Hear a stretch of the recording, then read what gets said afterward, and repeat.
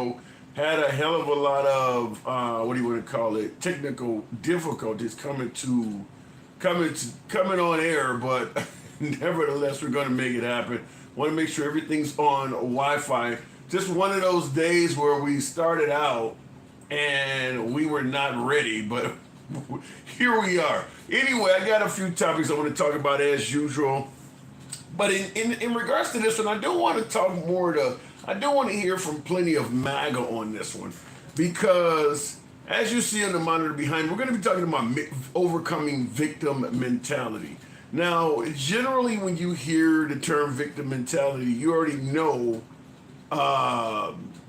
likely what's being discussed. You know who is being referred to as having victim mentality, and you kind of know the gist of the conversation.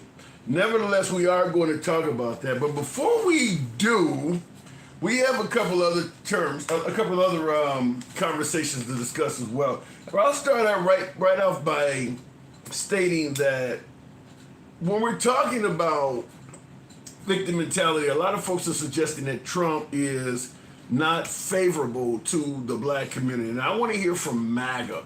I want to hear from Trump supporters, because Trump supporters will tell you, obviously, that Trump has done a hell of a lot for the country and certainly the black community as well. So I do want to know why one side sees it one way and another side sees it another way.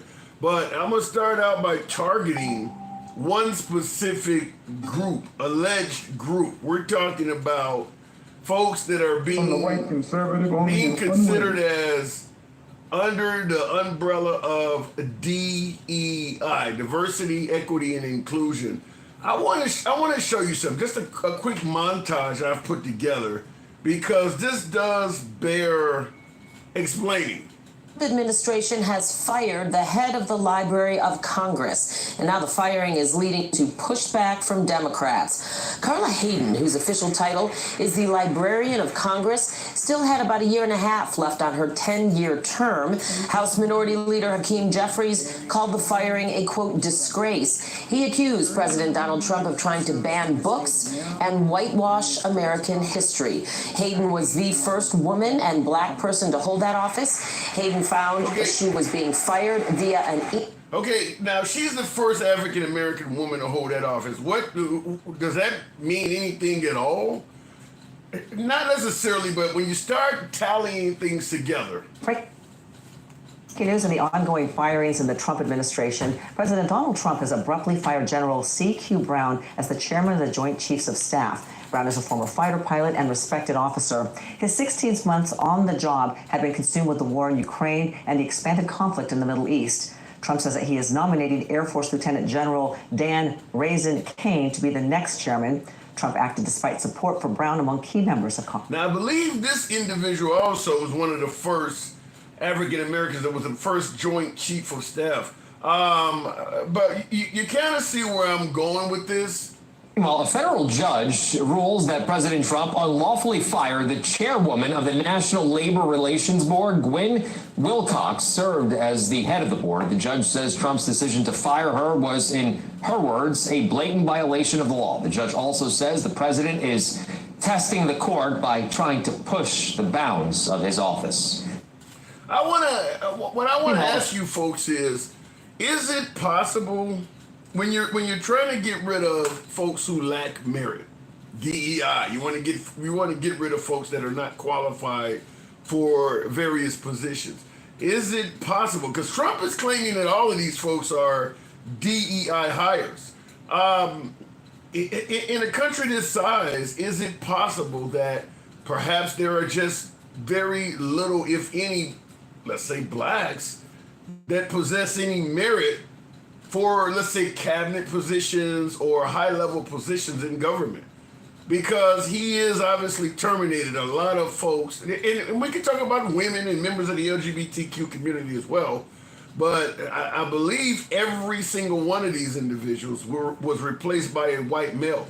But what I'm trying to find out, is it possible that perhaps blacks just simply do not have the merit to get these high-level positions? Because it does appear as if Trump is indicating when you look at his administration, you look at all the appointees on his administration, which is overwhelmingly one-sided. I mean, his administration is overwhelmingly white. Is it possible that we just have a country where very few, if any, blacks have any merit at all to get these positions? Or is there an alternative explanation for why this is happening? I do want to get your opinion on that. You know how we run here. We don't block, ban, or censor, so you can speak from an uncensored format. As I always hold up to make it clear, we are a MAGA-friendly program. You don't have to agree with anything that's being said by any damn body else. Nevertheless, we will give you your time to speak without any concern of being blocked, banned, or censored by the host or anyone else. In fact, this program has 0 moderators. We have never had a moderator on this program, I believe, since the first 6 months we started about 4 years ago. So there's no moderator, so you don't have to ever worry about someone taking you off the program because you said something that someone else didn't agree with, unless it violates, you know, what the apps go against. I can't control what YouTube or TikTok or Instagram deems as hate speech or some other shit. So they often can do that on their own, but we let you speak. We let you speak. So I'm asking, why is he firing so many people of color and suggesting their DEI while hiring little, if any? I'm just going to ask you flat out. In Trump's second term, you've heard about him terminating a hell of a lot of people of color. Have you heard of him hiring any? Have you heard of him hiring any at all? Which is why I keep going back to the question, is it possible that there just simply are no blacks, for instance, that have merit to hold a cabinet position? Have you heard of him hiring any at all at the cabinet level? Now, we could probably go deep down into the bowels of federal court and find some people that he may have hired at the lower levels, but his cabinet, for instance, have you heard of him hiring any? Now, he did hire Ben Carson and Omarosa in the first term, but he made it clear he did not like how he staffed his first term, and he's not going to do that again. So we're talking about his second term. If you got to go back 9 years to find an African-American he hired, which would be Ben Carson and Omarosa and the likes of them, then that kind of is a question to be asked. Have you heard of him hiring any? Now, in the comments, Joe Shalom says, stop asking stupid questions. I'd like for you to elaborate. Asking if Trump has hired anyone on his administration currently that's a person of color. Explain how that's a stupid question. I'd be curious to know, because Trump is stating that he's done more for African Americans than any other president since Abraham Lincoln. So let me know how that equates to a stupid question. I'd be curious to know. Also, continuing on though, we're going to certainly be talking about that. Why are there so many blacks being fired for DEI? Because he's claiming DEI on all of these things. And is it a possibility that there just simply are no blacks with merit, and that's leading to what's happening? Now, in addition to that, like I said, we're talking about getting rid of victim mentality. We're talking about getting rid of it. This stuff is coming from somewhere, so I want to get the MAGA opinion to clear it out. Also, I got, listen, I take messages, people direct message me all the time. I get a lot of MAGA in my direct messages. I get some liberals. More MAGA, because I'm open-minded to talking to MAGA. Sometimes we go back and forth. Things happen of that nature. Now, I'm not going to discuss who sent this, because I want them to remain nameless, but I consider them to be a friend of the program. But we were talking about today's topic, victim mentality, why Trump is terminating a hell of a lot of African Americans and people of color and women and things like that. I want to read this comment to you. I'm not going to read all of it. As you can see, it's very long, but you'll get the gist of it very quick. It's most likely very controversial. But me and this individual talk all the time, and as I say, when I say damn it, we are uncensored. We are. This is coming from a Trump supporter. This person is indeed MAGA. They know my political affiliation. We still talk. It's all good. Now, it starts out this way. I'll be totally, completely honest with you. If I was in politics or I was a CEO of a major company, I would be really nervous and leery about hiring a black person. I would want to scrutinize them very carefully, to look at their background, their social media posts, etc., especially if it was a high position with control or authority. Now, I'll continue on, but remember, we're talking about Trump doing exactly this, hiring folks for positions that are of control and authority, high positions. So we're talking exactly about, this person is responding exactly to what we're talking about now, hence why we're having this live. And this is MAGA. This person is undeniably MAGA. It's open. We've been in the chat. You've heard this person. I'm not going to tell you who they are, but if you watch regularly, you've seen this person in the comments, etc., etc. Anyway, continuing on, in addition to saying if it was a position with control or authority, now this person continues on to say, not because I am racist, but because I inherently don't trust them. So this person is not racist. They just do not trust black people. Says there are many, many more black races than whites. There are many, many more blacks who have chips on their shoulders than whites do. And you hear about that when you see some blacks get pulled over by police and they're already hostile and things like that. I think that's where that's coming from. You know, you see them there, I think it's coming from the likes of the Jasmine Crockett's and, this is what we're talking about. I just want to give it to you. Continuing on though, there are many, many more problems firing a black person than a white person. How many of you agree with that? That's an interesting take on that. Blacks by far let their racial feelings interfere with their work more than whites do. Blacks are by far a greater liability. Look at Don Lemon. One example, Trump opened up his heart to him, let him interview him, and have a tour of the White House, etc., etc. Now, there's a second page that's equally as long as this. I'll discuss this with the audience before we go into the second post. But I want to get from you folks. We're talking about being honest here. I want to predominantly speak to MAGA. We're talking uncensored. Nobody's going to get dropped for their opinions. Just don't get incredibly stupid. But listen, if you agree with it, you agree with it. I do want to talk to folks who might do. And we're going to have a civilized conversation, damn it, without any censorship. But I do want to, because we're talking about potentially ending victim mentality, damn sure addressing it. So we're going to talk about that. And of course, before we get into that, I do have one more thing along these lines. A lot of this stuff may cause some folks to tune out because I get it, it's racial, but this is what people are talking about in the damn country. So, when people always ask me, well, why do you talk to MAGA? Why do you give them a platform? Because I solemnly believe that silencing people does not change any opinions, hearts, or minds. So it's the same thing with a racial conversation. Telling people to get over race or stop talking about it, it doesn't change what's in somebody's mind. The best way to get over shit, the best way to correct things is to have an honest, open, candid conversation with the other side. Telling people to get over it ain't gonna do it. And you'll never hear that here. But I do want to play something that is certainly floating around in a lot of MAGA circles. You'll hear this one, certainly. The white liberal differs from the white conservative only in one way. The liberal is more deceitful, more hypocritical than the conservative. Both want power, but the white liberal is the one who has perfected the art of posing as the Negro's friend and benefactor.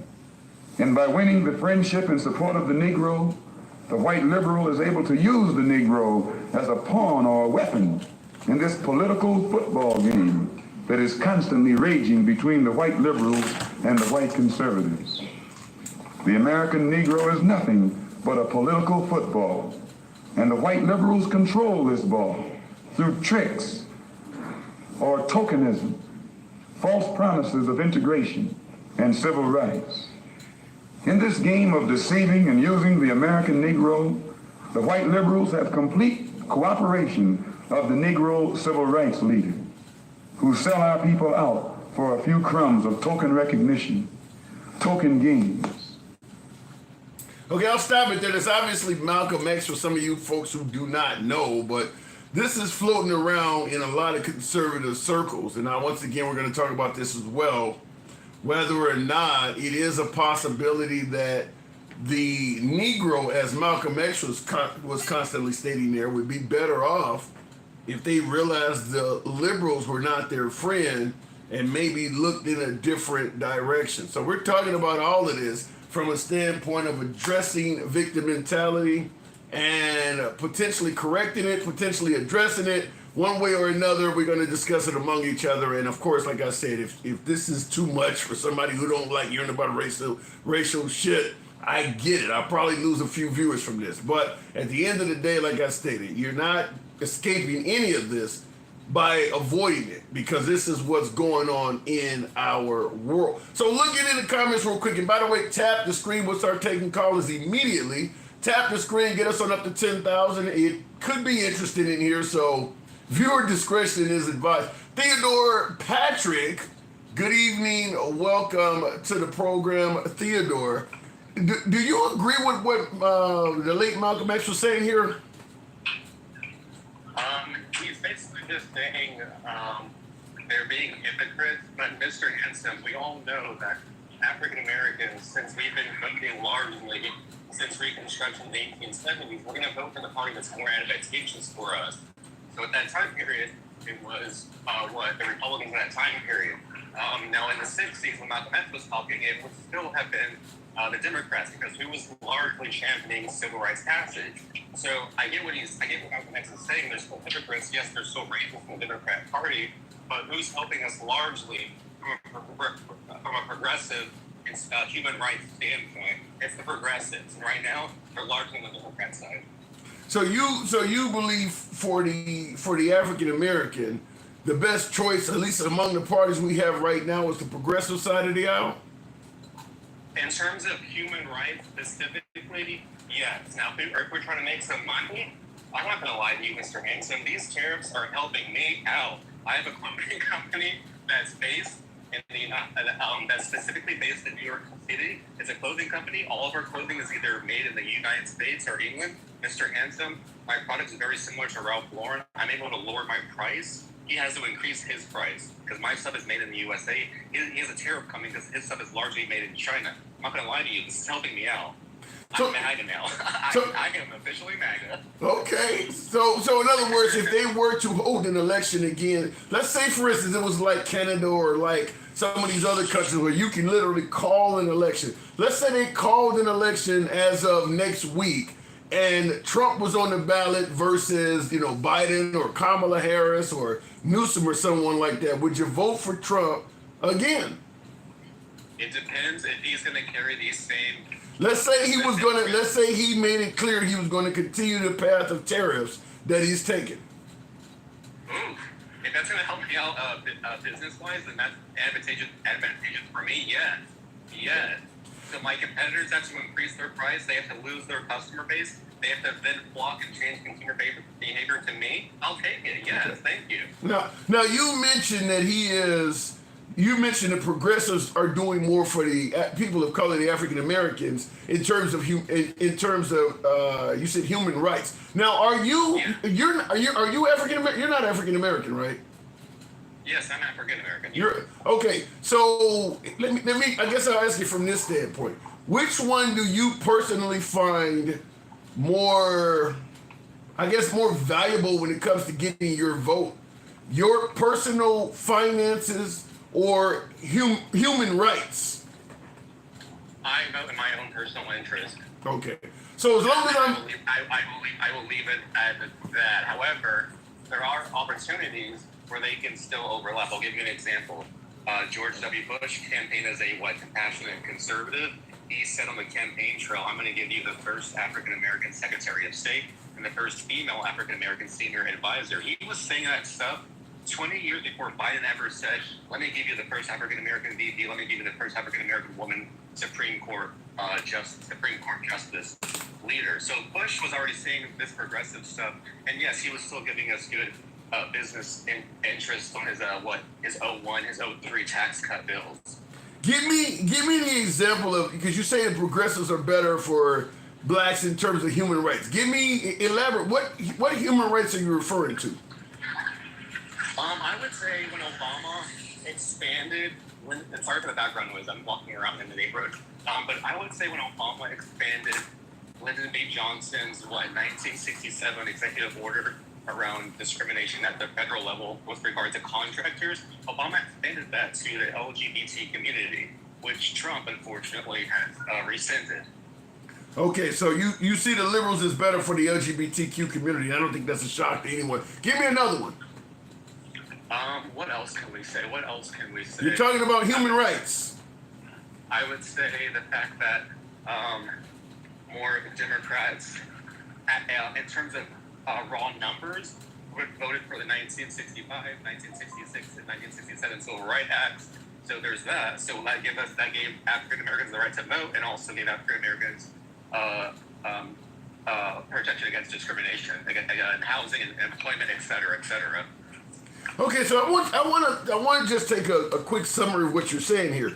You're saying that you believe, as an African American yourself, that Trump is better for human rights in terms of for the LGBTQ community, in terms of civil rights, voter rights, and you mentioned another one, but I can't even read my own damn writing, but you're saying that when it comes to LGBTQ rights, civil rights, voter rights, you would actually be willing to go with the guy that's against that as long as it puts more money in your pocket?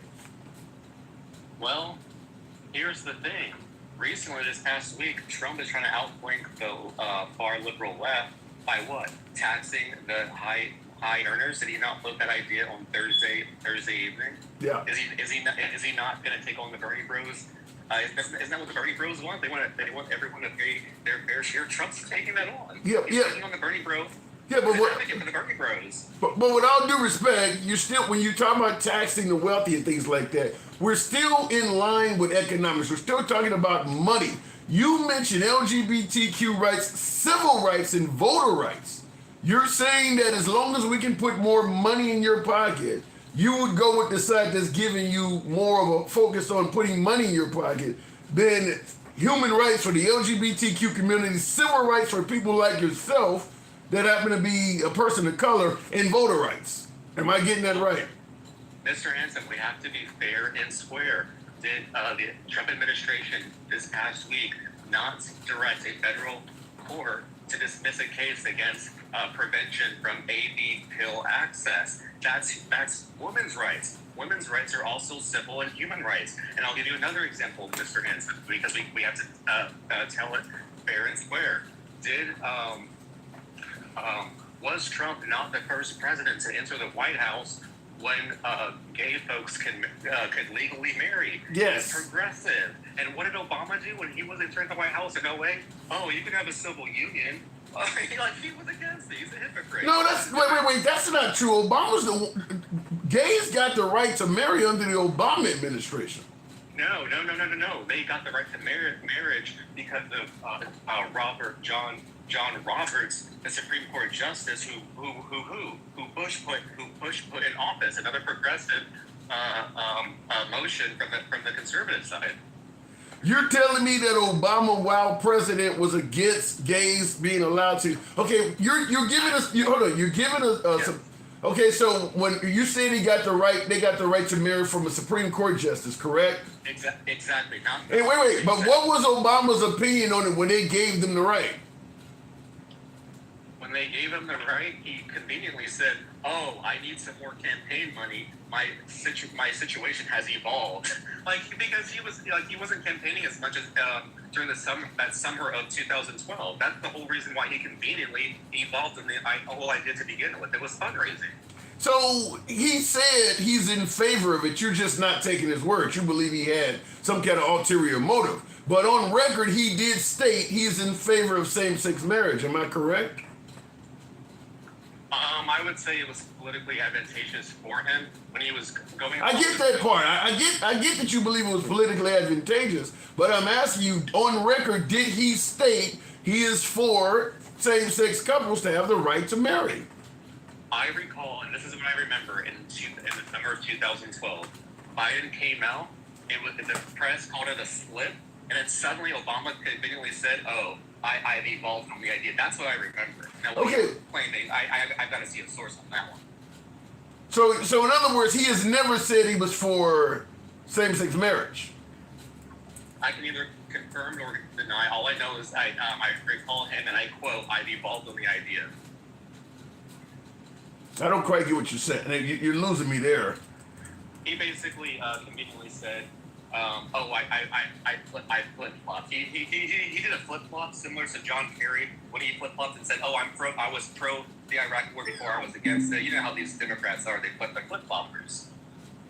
Well, you do realize that Trump once identified as a Democrat, right? He was also part of the another independent third party, rather, in 2000. So I mean, The point I'm making is you're saying the Democrats flip flop, but I'm giving you a flip flop from somebody that's not a Democrat. I would say there's nuance to it because remember, What does that mean? What does that mean? I'll give you the perfect example. Former Republican of Utah, John Huntsman, was once part of a political organization called the No Labels Political Organization. The whole point was to take disaffected Republicans, and this is during the election year of 2016, take disaffected Republicans who are tired of the gridlock in Congress and combine that with the same folks who may have been disaffected on the Democrat side and combine to form the No Labels. It's a rare thing. So there's nuance to what folks may want. Look at the libertarians. They not want social progression, but also fiscal responsibility. There's nuance to all this. Okay. I've never heard of it referred to in that manner as you refer to it as nuance, but I want to give you a clip. I want you to hear this because we're talking about nuance. Maybe you can help educate me. This is right after the mass casualty event at Mandalay Bay during Trump's first term. I want you to hear what he had to say, and we can talk about. Mr. Hansen, sorry to interrupt you, but is it not good that we just added 175+ jobs in the month of April? Or the other liberals complaining about that too? No. I'm sorry. No. You are correct. That's excellent. But keep in mind, a bunch of jobs were added when Biden was president as well. The other side is not going to celebrate that. Under the Biden administration, there was the unemployment rate under Biden was fantastic as well, and you didn't hear the right celebrating that. So you're probably not going to hear the left celebrating what you're illustrating. But I want you to hear. We're talking about nuance. I want you to hear this. I want to get your opinion on it. Well, in the category, you spoke about violence restraining orders. They're called. California actually has a version of this, and I think in your meeting with governors earlier this week, individually and as a group, we spoke about states taking steps. But the focus is to literally give families and give local law enforcement additional tools if an individual is reported to be a potential danger to themselves or others. Allow due process so no one's rights are trampled, but the ability to go to court, obtain an order, and then collect not only the firearms but any weapons in the possession Or of that like individual. take the firearms first and then go to court, because that's another system. Because a lot of times by the time you go to court, it takes so long to go to court to get the due process procedures. I like taking the guns early, like in this crazy man's case that just took place in Florida. He had a lot of firearms. They saw everything. To go to court would have taken a long time. So you could do exactly what you're saying, but take the guns first, go through due process second. Do you think he still agrees with that? We were talking about he was talking about due process. We're talking about taking away firearms from someone before giving them due process. So taking away, even though you have Second Amendment rights, if someone suspects you of something, take away your guns first because it takes too long to take you to court, as he says. So take away the guns first, then give you due process. Do you think he still agrees with that? Lack of due process.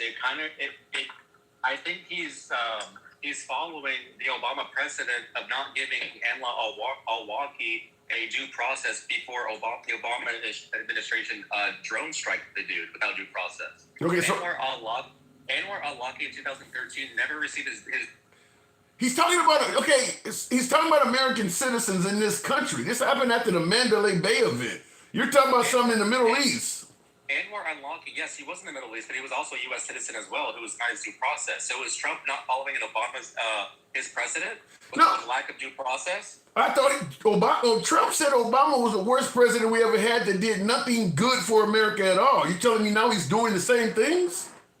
He's doing something that was even less, to a lesser degree. Obama didn't even give this guy due process. He drone strike the guy. Trump is just trying to put him in jail. No, Trump is taking his guns away before the guy's even proven to be guilty of anything. So even better. Obama just didn't even drone Wait, strike. okay, you're trying to squeeze Obama in some kind of drone strike. I don't know why. He's talking about taking away firearms before the person has had any court hearing at all. And you think he still agrees with this or not? I'm saying it's to a lesser degree than Obama drone striking a person before they ever got their due process. Anwar al-Awlaki needs justice. The answer is yes. The answer is yes or no. Does he still agree with it or not?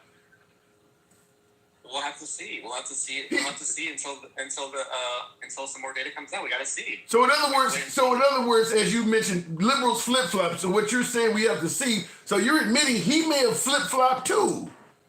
He hasn't flip-flopped because we have to see Mr. Handsome. But you don't.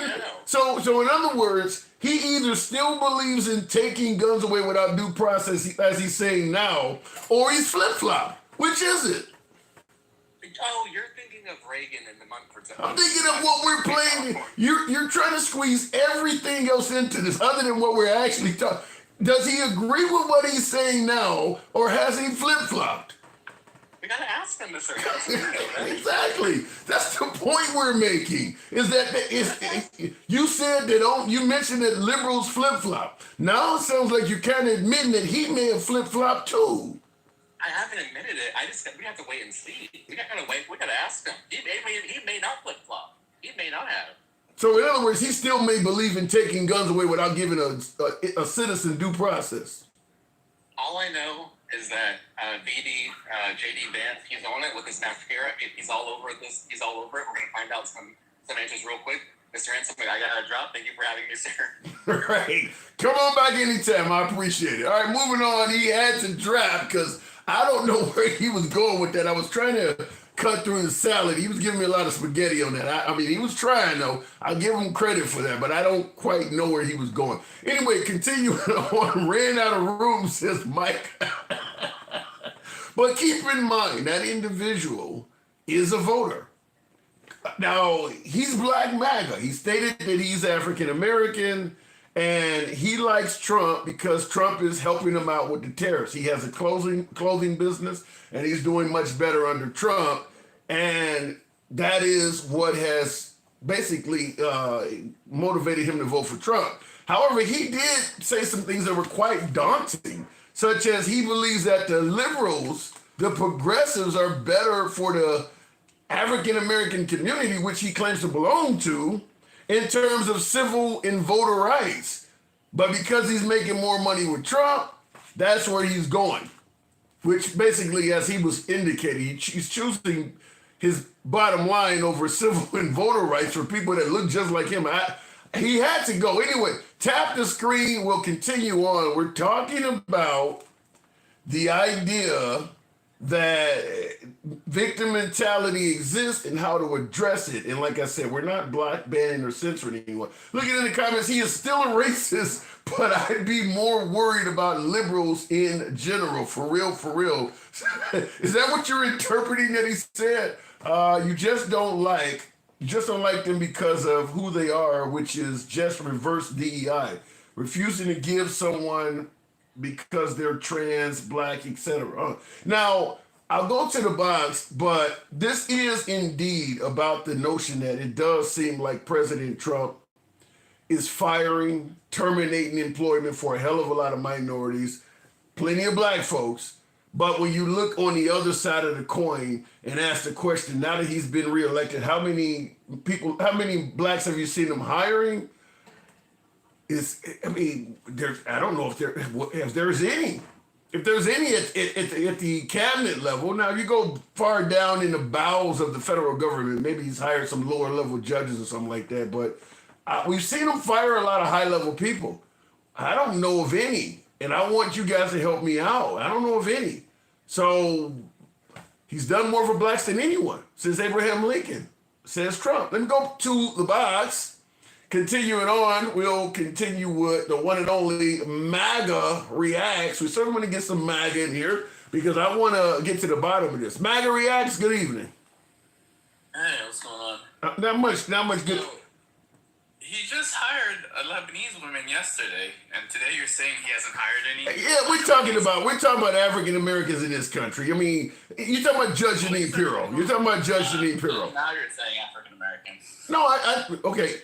Well, I'm saying it now. I believe I said it clearly, but we're talking about in this country. You didn't say minorities at the beginning, and only like right now you started saying. You really see Jeanine Pirro as a minority? He's Lebanese. That's a very small minority. All right. You're Egyptian, right? I'm pretty sure she's a Christian Lebanese. That means she was like probably kicked out of her country when.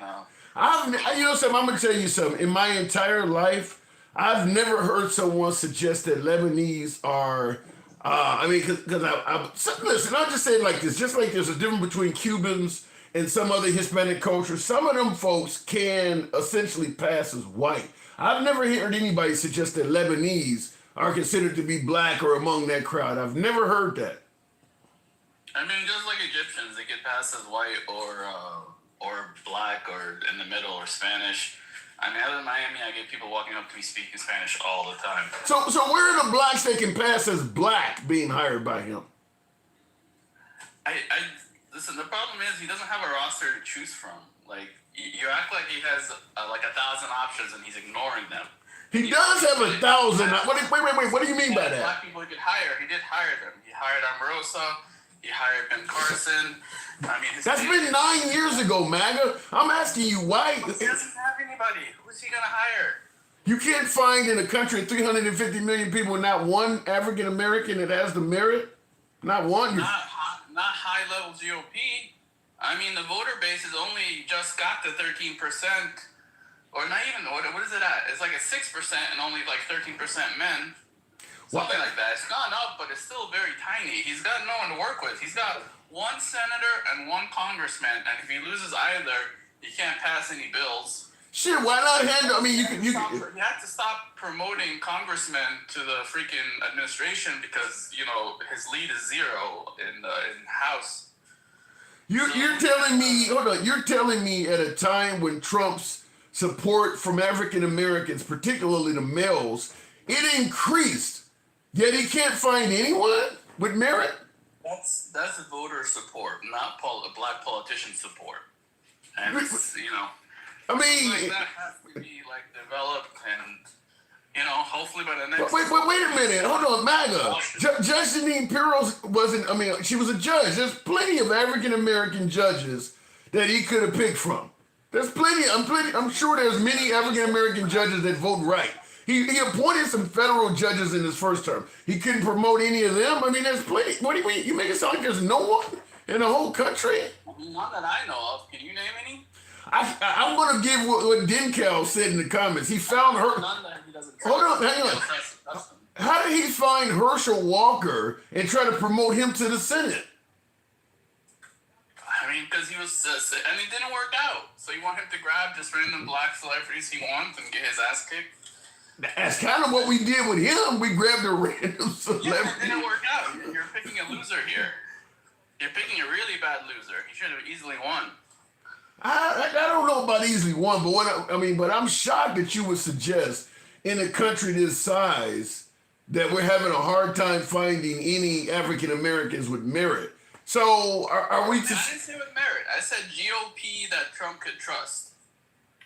I mean, all he has is Ben Carson. The senator from South Carolina, the other congressman. There's only like 2. I can't think of their names right now. And other than them, like, who else can he? He has to be a non-congressman and someone that's in politics. Like, I don't know. I don't know anybody. I think that Fox News. Come on. I think that go get Harris Faulkner. You want something? I mean, she's at Fox. She's black. I mean, I think here's the problem. Trump's been a politician now for almost a decade. Fact is, you're suggesting that he can't find an African American he can trust after being in politics for 10 years, because he started in 2015. So he's been in politics for 10 years, and you're telling me even now he can't fight. That would suggest that you don't surround yourself with many African Americans. I mean, that is the problem. There isn't a lot in the GOP. Why do you think that There's is? only two that I know of, or I mean, three now that you mentioned Faulkner, but she's on TV. So is the rest of them. 23 Fox personalities have went to the Trump administration. He's literally took 23. Kimberly Guilfoyle, who worked on the campaign, she was on TV. Even his border czar, Tom Homan, who worked for the Obama administration, he took him off of Fox. Okay, I mean, what do you want me to say? You haven't named me a single conservative other than the ones on TV. That's what I think. I haven't heard anything that's alternative. What I'm trying to... He had options like Ben Carson and Omarosa. He hired them, and remember, Omarosa stabbed him in the back, so probably didn't leave a good taste in his mouth. How did she stab him? How did she stab him in the back? If she left the administration claiming he's racist, is that stabbing him in the back? He wrote books and kept giving out she was on TV going against him every day after she left. Well, she believed the man was racist. Just calling him racist, it was a million things. Well, I mean, she went ham against him. Well, she believed the guy was a terrible employer. We do believe in free speech, right? Okay, and she got a book deal out of it. Okay. Everybody that works in the Trump administration has an open book deal. You know that. All of them do. I know, but again, that's why he's so careful. He's so worried about getting backstabbed. He's hiring people from Fox. You know? I don't like it, but I understand it. So then I'm trying to figure out, okay, if he can't find African Americans, then why is he firing so many of them? Well, the general that you keep bringing up, he didn't fire him because he was a DEI hire. He fired him because he was using DEI to hire people. Trump says, I don't want no more DEI hiring, and this guy was like, no, I'm going to keep hiring DEI. It had nothing to do with his own merits. It had to do with the merits of people he was hiring. That ain't what was reported, though. What was reported is that... No, that's what I read in all the articles I read. It had nothing to do with his actual merit. It's because he was still following the DEI policy and hiring with DEI. Okay, let me ask you that. He literally announced it that I'm gonna keep hiring DEI, and Trump's like, okay, you're not gonna follow my direction, then yeah, have a good day. Okay, and let me ask you that because I guess what I'm trying to find out is we're constantly hearing about DEI. Have they produced anyone that was hired due to DEI and actually lack merit? Because they terminated a lot of folks and they're using this term DEI over and over again. Have you seen anybody that actually got fired that did not have merit? No, I don't think so. And I've told you this several times. I don't believe the issue is lack of merits in the hiring. The issue is when you say you're going to hire DEI, you turn off a lot of good candidates because they think they're not going to get hired because they're not minority or LGBTQ. So you believe hiring based on DEI is hiring people specifically because they're minority or LGBTQ?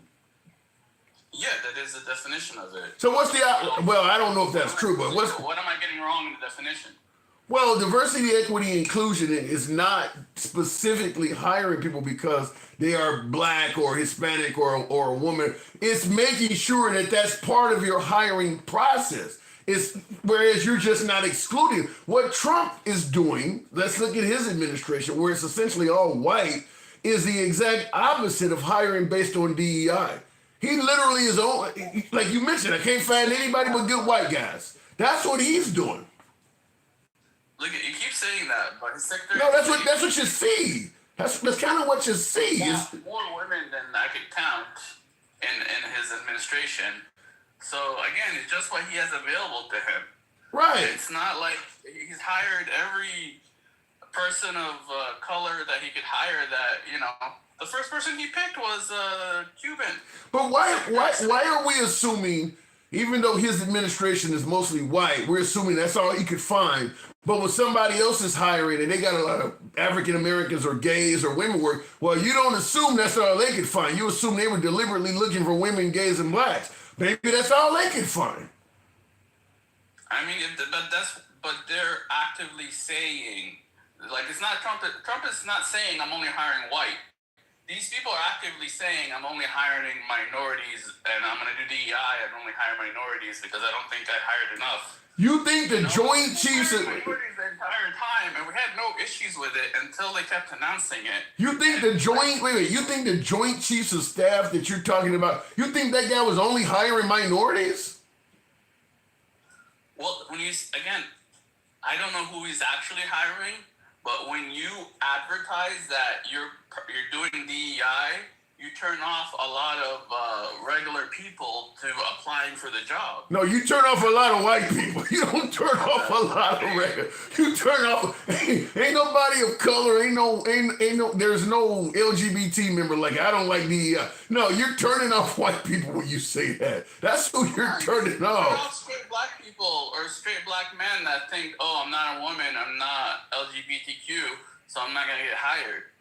You could be surprised who get turned off by simple things like that. Even if it's not true at all, people just hear shit and they're like, they use any excuse to be lazy and not apply for the job. Okay, now I want to read. I got something else I want to. We obviously disagree as usual, but that's no big deal. I want to read something to you that I received from one of the viewers on the show, and I don't want to reveal their name, so let me blow this up a little bit. And for the record, it's not me. I haven't sent you any long paragraphs in like a year at least. No, I'll tell you something. You've talked to this person in the comments, and many of you, this person has been on the show and all of that. So this is a regular viewer. This person is indeed MAGA. Now, they said... No, I just have to clarify that because when you were describing him, I was like, wait, did I send him something? I forgot. I had to go in my messages to make sure it wasn't me. Well, like I said, I would not out you. It doesn't matter what you send. I would not out you. But we weren't talking about the topic we're talking very much about now. And I want to read some of this to you and see maybe if you agree, disagree, or you feel indifferent about it. This person stated... I heard it earlier. I disagree with all of it. You disagree? Okay. 90% of it. 90%? So just for folks who... Go ahead. This is someone that I don't think is exposed to that many minorities. So he's just... this is just him thinking to himself. He hasn't actually experienced anything that would actually prove this to him. Or he might have experienced one or two bad people that, had nothing to do with their race, but he blamed their race. But I mean, I'm here in Miami. I've experienced every nationality under the fucking sun, and none of that's true for any nationality. Okay, finally we agree on something. Go ahead. No, we agree on a lot. I I do the same thing you do, where I play devil's advocate and try to explain shit I don't agree with. Really? I didn't see that. I haven't seen that. All right, well, I gotta move. I gotta move it on since we do agree. I'm describing are not my personal beliefs. I'm just explaining what Trump's doing or what he's thinking, what he's saying. I don't know if you're totally doing that. I think you might be just defending him a little bit, but blindly defending him. But nevertheless, I gotta move it on. I can defend someone and not agree with them. Fair enough. MAGA Reacts, thanks for coming through. Pleasure as always. Always. All right, look it in the comments real quick for those who do not know what I was about to read. I'll give you a quick, because there's obviously a few hundred of you folks, and many of you just came in here. This came from a viewer. I don't know why my HDMI cord is so bad, but that's why the monitor keeps going out. But this individual is a Trump supporter, which I enjoy talking to Trump supporters, but the person stated, and this is in regards to what we're talking about today. I'll be totally, completely honest with you. If I was in politics or I was a CEO of a major company, I would be really nervous and leery about hiring a black person. I would want to scrutinize them very carefully to look at their background, their social media posts, etc., especially if it was a high position with control or authority. Why? Not because I am racist, but because I inherently don't trust them. There are many more blacks racist than whites. There are many, many more blacks who have chips on their shoulder than whites do. There are many, many more problems firing a black person than a white person. Blacks by far let their racial feelings interfere with their work more than whites do. Blacks are by far a greater liability. Look at Don Lemon, one example. Trump opened up his heart to him, let him interview him, etc. I'll just tell you this. While I'm on the other side of this, I don't disagree with all of it. And I'll take the next caller in a moment here, but I want to talk about a little bit of it. Because I think some of it is true, but there is, in my opinion, somewhat of an explanation. Now, if you say you don't trust someone simply because of their skin color, then follow up by saying, but I am not racist, I don't know where to go with that. I don't trust blue people, but I don't hate blue people. I don't know where to go with that. Listen, I don't trust crocodiles because I don't like them. I expect them to do something bad to me. I don't know where that would go. But in regards to the comment that there are many, many more blacks who have chips on their shoulders, or it's harder to fire a black person and they're a liability. While there may be some validity, some of that stuff, it's based on history. I mean, it's based on history. I mean, the chip that blacks have on their shoulder is not just fabricated out of thin air. A lot of this stuff is based on history. No different than some folks have a chip on their shoulder when you let, say, Muslims on an aircraft. I mean, it's based on things that have happened in history. I gotta assume that if anyone else had treated the United States as badly as blacks treated whites, or better yet, whites treated blacks, we wouldn't like to. I mean, the history of white treatment to blacks is horrible. I mean, it's horrifying. I mean, just think about how we feel about the Muslim community. And what the Muslim community has done to America is not even in the same universe as what the white community has done to blacks. I'm not saying it's justified to feel this way in 2025. I'm just telling you that there is a historical context behind it. It's not made up out of thin air. So if you look at history, history does indicate something. No different than folks have an issue about blacks protesting because of the way BLM was. Well, BLM didn't go on for 400 years. So if you haven't gotten over BLM, but you're telling people, just look at the historical context of it. Looking in the comments, though, last caller said, for the record, I currently employ Colombians, Pakistanis, Indians, Russians, Israelis, and Brazilians. What do black folks say? MAGA reacts. So how many whites that post negative content get looked up or locked? What are you saying there, Debo? I don't quite get that one. Real quick in the comments, Will G says Arabs, I meant. Okay, I missed something there.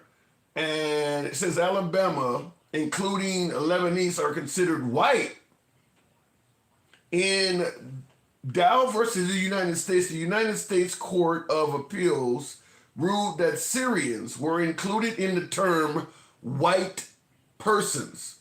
That's interesting. I didn't know that. That came from Will G. Appreciate that tad bit of knowledge. He is suggesting that the courts have previously ruled that folks in that region are considered white in America. Did not know that. And he even get a case. What is it? Since Dow versus the United States from 1915. So yeah, because I've never heard of him referred to as white. I mean, as black. I had never heard of that. When you look up his social media profile and it's pants at the knees and guns in the photos, then what, Tim? I'll respond to that, Cedric, in a moment. The term white in America started out as a status until it became a color of people. Italians or Irish weren't considered white until they joined the team because they were getting too close to blacks. Yeah, when they first, every group of immigrants that came to this country in the beginning were ostracized. But yeah, I've heard that and I've seen it. And he continues by saying whites were not even a majority until the powers that started including fair-skinned minorities like Italians and Arabs. So in other words, they included other folks other than just I guess what were they originally, just the folks from England? And then they started including anybody that came from Europe. So now it's the European thing. Okay, so Cedric, you asked a question. When you look up on social media, when you look up on a social media profile and it's pants at the knees and guns in the photos, then what, Tim? So you're suggesting that some of the negative viewpoint towards minorities comes from how they may pose on social media with their pants around their ass and having guns in photos. Now, I can't believe you. We're talking about the pants around the ass, but guns? My 2A crowd suddenly has a problem with somebody having a gun in a photo? Really? Does anybody look at Colin Neor? He's a black African-American that's a representative of the NRA, and he has a very successful social media platform. He's all over YouTube. He has guns in every video. So guns, really? So the guns make no sense because the same folks that might criticize the black community for having their pants around their asses and having guns in photos are willing to die to protect Americans that have guns. So the guns part of it makes no sense. Now, I'll tell you in regards to the pants around their asses. Look, it goes against the perceived fashion code. I mean, I don't see what's the difference between looking at some black with his pants around his ass and looking at Elvis Presley wearing all that shit he used to wear, or Liberace. You just don't like the African-American dress code and you're okay with Elvis. Elvis went down as a white hero. I mean, nobody dresses like that out in public. So, I'm just going to say it this way. We have a way we like tradition in this country to proceed. And it's just not viewed favorably when African Americans alter that tradition in any way.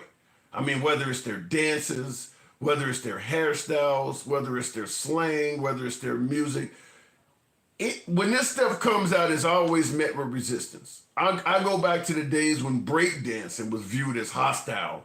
You know, rap music before gangster rap was viewed as hostile. French braids, also known as cornrows, were viewed as negative. Now it's pants around their ass. It's just that it's being created by the African-American community, and that makes it face resistance. I don't think there's anything the African-American community came out with in terms of style that was not originally met with resistance. It gets accepted later on. Now, I don't think the pants around the ass thing is going to get accepted anytime soon, but we know how rap music was viewed in some of the other styles. I mean, so we'll see how it goes, but yeah, if that's all it takes, and I would tell you this, it doesn't matter how many outlaws you see on social media that happen to be white, it's not going to change your opinion of white people. So really, it shouldn't change your opinion of blacks. You should understand there's a hell of a lot of African Americans that don't sag their pants or make social media posts with guns in them. So don't let that tarnish the entire group of people, because there's nothing you're going to see from whites that's going to make you tarnish that group of people. My opinion, you kind of almost have to already have hate in your heart for that to happen. I don't care how many whites you see on cops getting arrested or committing crimes. It's not going to change your opinion of white people. So all of a sudden, do you see blacks doing it and it starts to change your opinion of blacks? I don't think it really is changing it. I think it's kind of already there. Anyway, looking in the comments, though, continuing on, I'm old-fashioned in that regard. I hate how most people dress for work these days. Look, I mean, it's the same thing. The old folks who go to church say the same thing. When I was a kid, everybody wore a suit to church. Now they're starting to realize if we keep forcing people to dress in manners they don't want to, we're losing members. So a lot of churches are like, just come as you are. I mean, you're forcing things on people that they don't like, and you're losing membership in the process. Dencal, good evening. Welcome to the program. By the way, you can't go around talking about how much you love a free country and then get pissed off when people exercise freedoms. Dencal, good evening.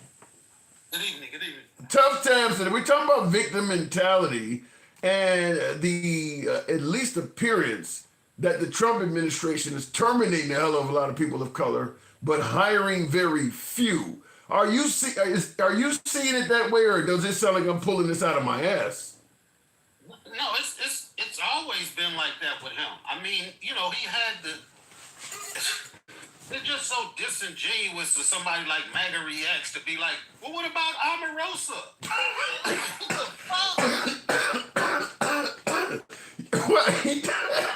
Well, what about Ben, the guy he put in front of public housing?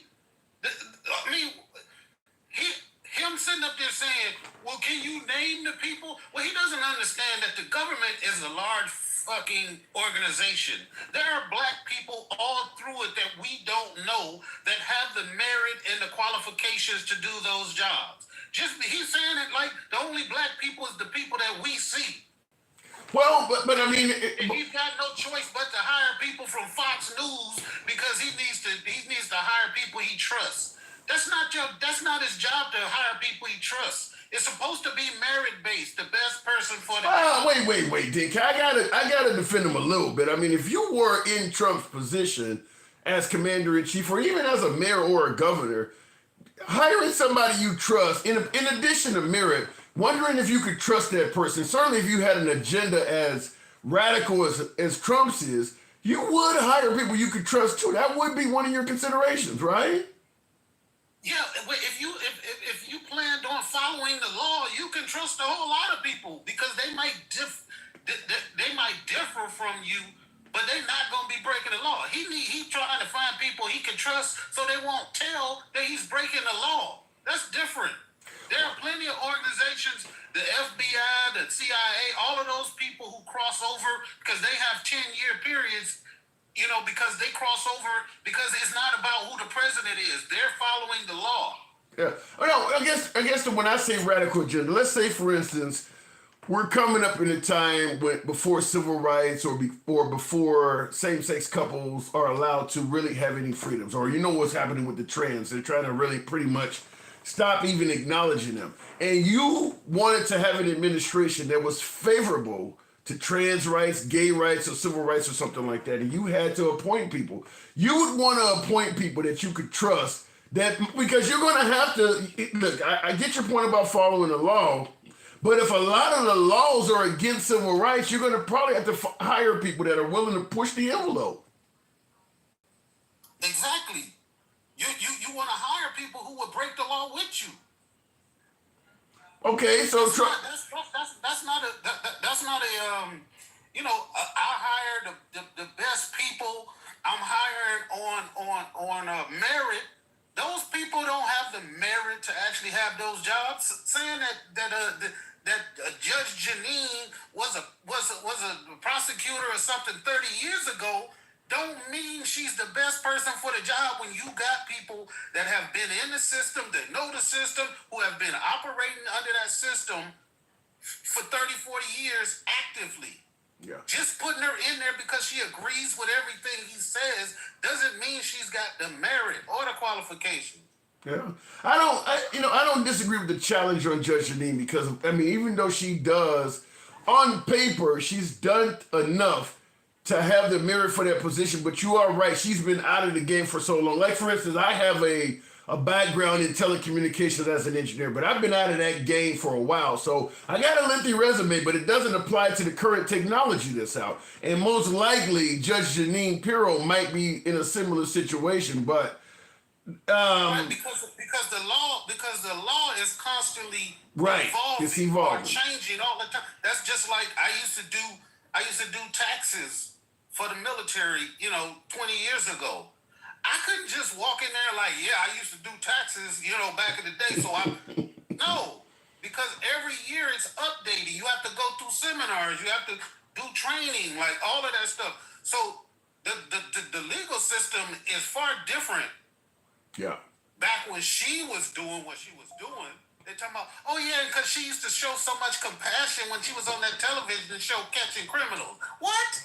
So if you're suggesting that there are plenty of African Americans throughout government that could have the merit for cabinet positions, then why do you think he's not hiring any? We already know why he's not hiring them. Maybe you can't. It's just people like MAGA Reacts that'll get up there and say there just aren't none. There's just none. That's why he is not hiring them.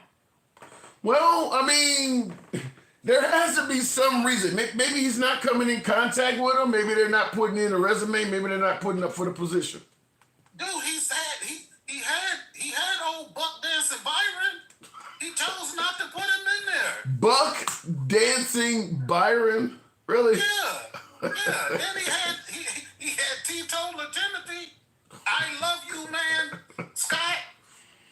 Yeah, I will say certainly for Tim Scott, because Tim Scott was appointed by Nikki Haley, and he didn't even endorse Nikki Haley when she was trying to primary Trump. So he really showed loyalty to Trump.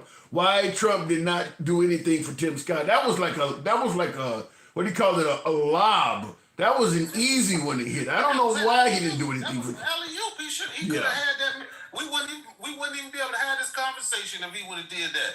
Yeah, I don't know. He didn't do it on purpose. Yeah, I don't know why he didn't put Tim Scott in that. Yeah, that's an easy one. So you said so. We obviously know why. So I'm going to have you address the elephant in the room. Why do you think he's mostly, if not completely, avoiding hiring, let's say, people of color to his administration, with the exception of the likes of Marco Rubio? MAGA X tried to suggest that Judge Jeanine Pirro was a person of color, but well, I'll avoid just flat out just saying racist, but I believe that he does not believe that a lot of black people have the capacity to operate in those high level positions. What about he said it in so much. He said he doesn't want any black people touching his money. He only wants people that wear yarmulkes to touch his money.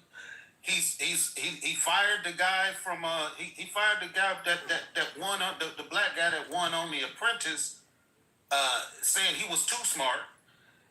He tried to have the whites against the blacks on his Apprentice show, but they shot it down. Like, he's done a lot of things. He said a lot of things. He calls all of these black people, and especially these black women, what does he call them? Low IQ.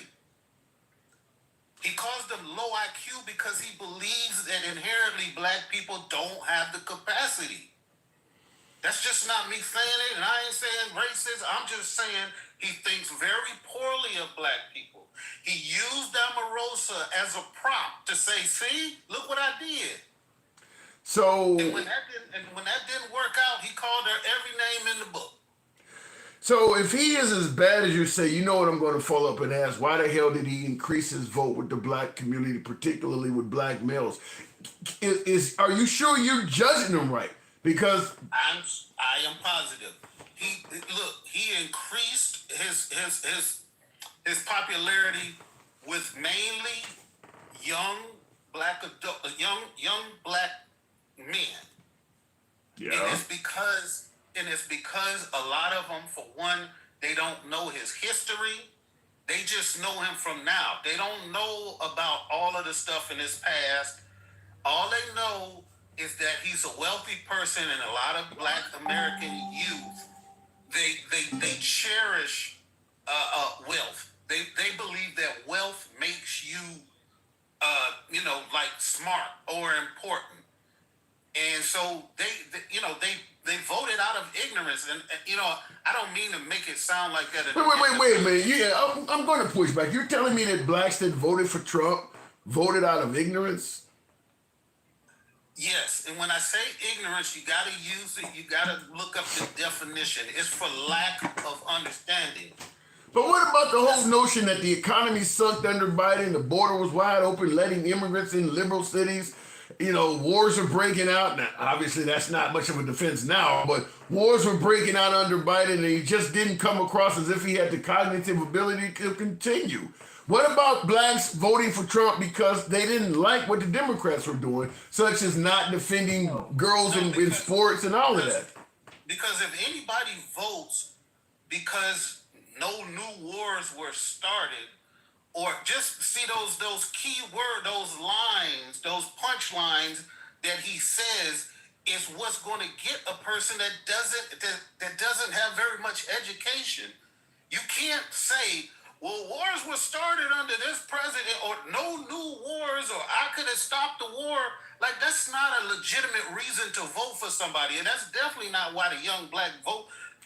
I gotta disagree with you. When people are calling Joe Biden Genocide Joe, and Trump is telling you I could end this war in 24 hours with the Ukraine war, and this other war wouldn't even happen at all, but yet the current president is actively participating in genocide. If you care about what's going on in Gaza, it might lead you to go to Trump. Right, but if they really understood what was going on in that country, then they would know that Genocide Joe is just a catchphrase. He had been pursuing the relationship that we had always had with them. But he was the only one who was talking about what did he do? He didn't do enough. We can all agree. But what did he do? He started withholding the larger artillery. He started talking about withholding American weapons prior to him losing the election. If somebody voted for him because, man, them young dudes didn't give a shit about Palestine. You ain't see none of them motherfuckers was out there. They wasn't walking. They wasn't out there marching. They wasn't out there. That wasn't nothing. That was the young black women. But the black young African American dudes that flipped, they didn't flip because of the wars and none of that shit. I'll tell you something. In my opinion, I think the difference between the African American men and the African American women is that Trump comes across as an alpha male, a man's man, whereas the Liberal Party has now started to cave to feminism and, as they say, the thee, though, and they, and them, and all of that. Whereas the Republican side, a man is a man, a woman is a woman, and a lot of African American males like that tradition where we know what gender is. Exactly. That's what I'm saying. It's so that simplistic way of thinking is what they succumb to. Is that simplistic or is that the right way? I mean, is that really simplistic? No, it's not. It's not the right. Look, a lot of these men is mad at women because these women, then for whatever reason, they went out and got their education, and a lot of women are saying they don't need us no more. And black men is pissed. Young black men are pissed off because we don't have that position in patriarchy like they would like to have. Because these women can tell them to go take a hike. Because they do have to depend on their girlfriends. All of these women is out here. They're becoming the most educated group of people in the United States. Yeah, they pissed off. And they gonna lean towards somebody who says, you need to regain your masculinity back. I don't need to regain shit. I'm a man. I know I'm a man. I take care of my business. I run my household. Ain't nothing nobody can tell me. And I'm proud of the black women that's going out there getting their education because the system has set them up for failure for so long that now they're making a move, and it's a lot of young black men who can't stomach it. They All right now. Okay, but I'm just simply saying, I don't have a lot of follow-up to that, but I'm just simply saying that it does appear. What about the whole LGBTQ thing where, under the Trump administration, you don't have to ever worry about going on a date with a woman and reaching down and finding out it's actually a man. Trump is going to prevent that from happening to you.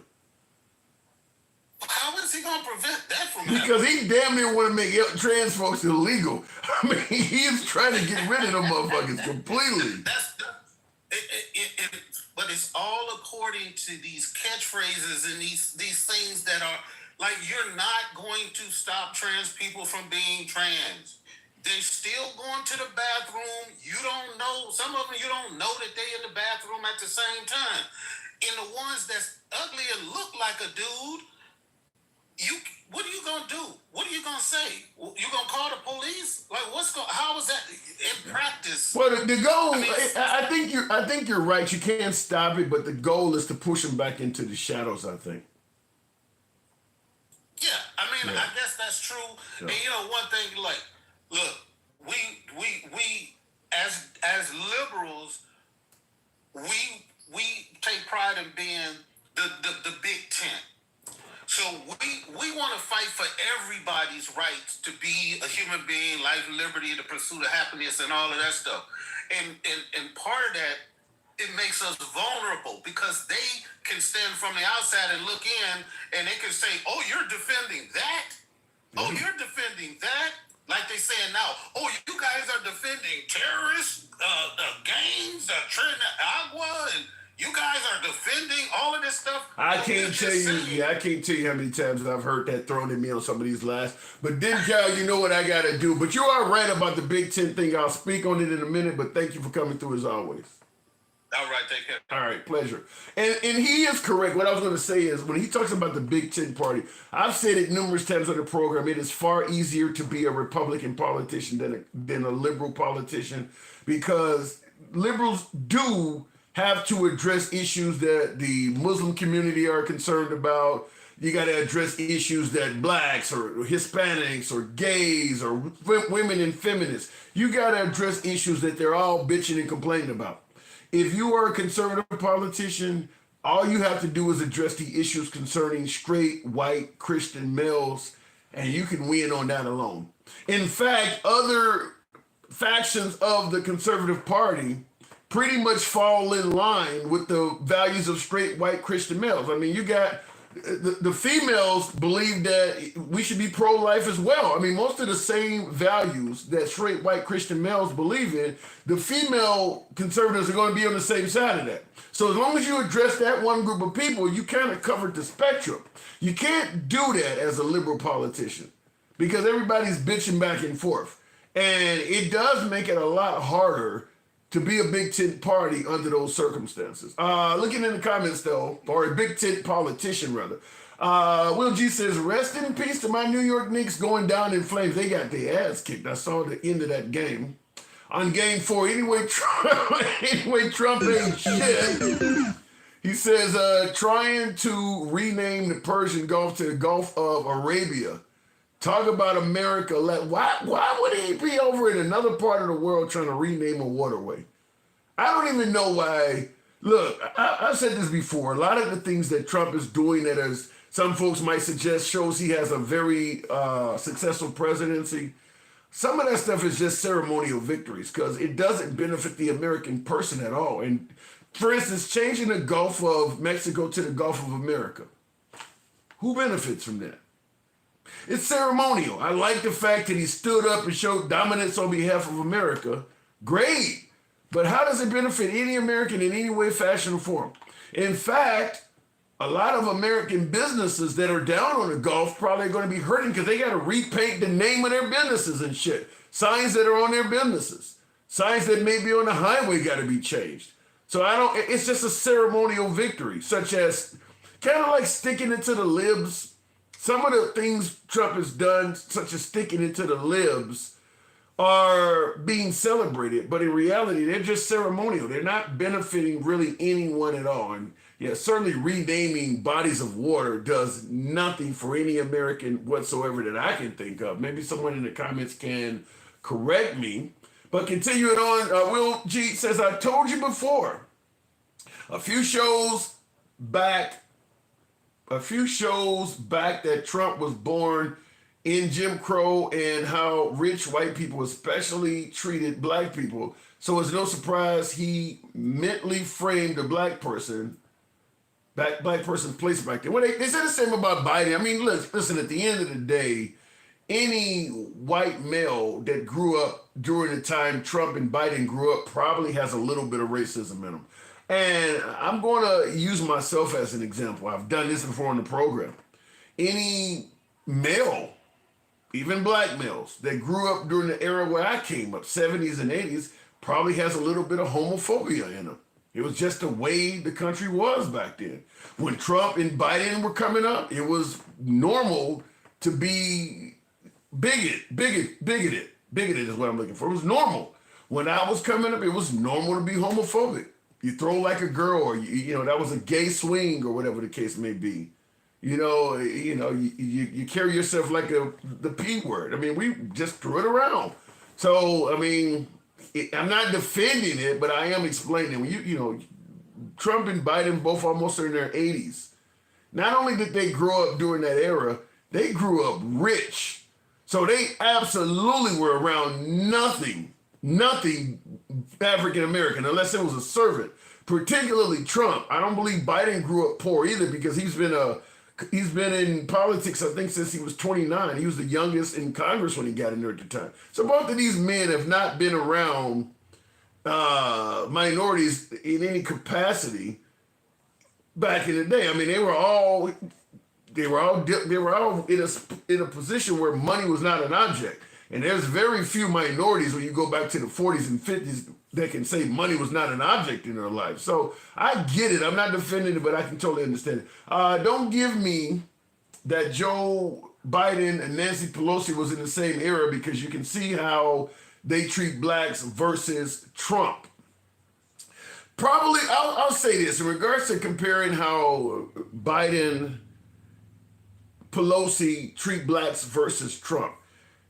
Evolution is probably at play. Now, I'm completely speculating because I don't know how these folks were 30, 40 years ago. But my guess is, considering that they all have been wealthy in elite areas of the white community, they probably all were like that 1960s and 1970s. It's just that maybe the Biden and the Pelosi's have evolved a little bit more than Trump has. And party affiliation may have something to do with that as well. You're not going to be a Democrat and have that same mindset. With the exception of, if you believe in, because I said you can't be a Democrat like that, but here's someone who says something different.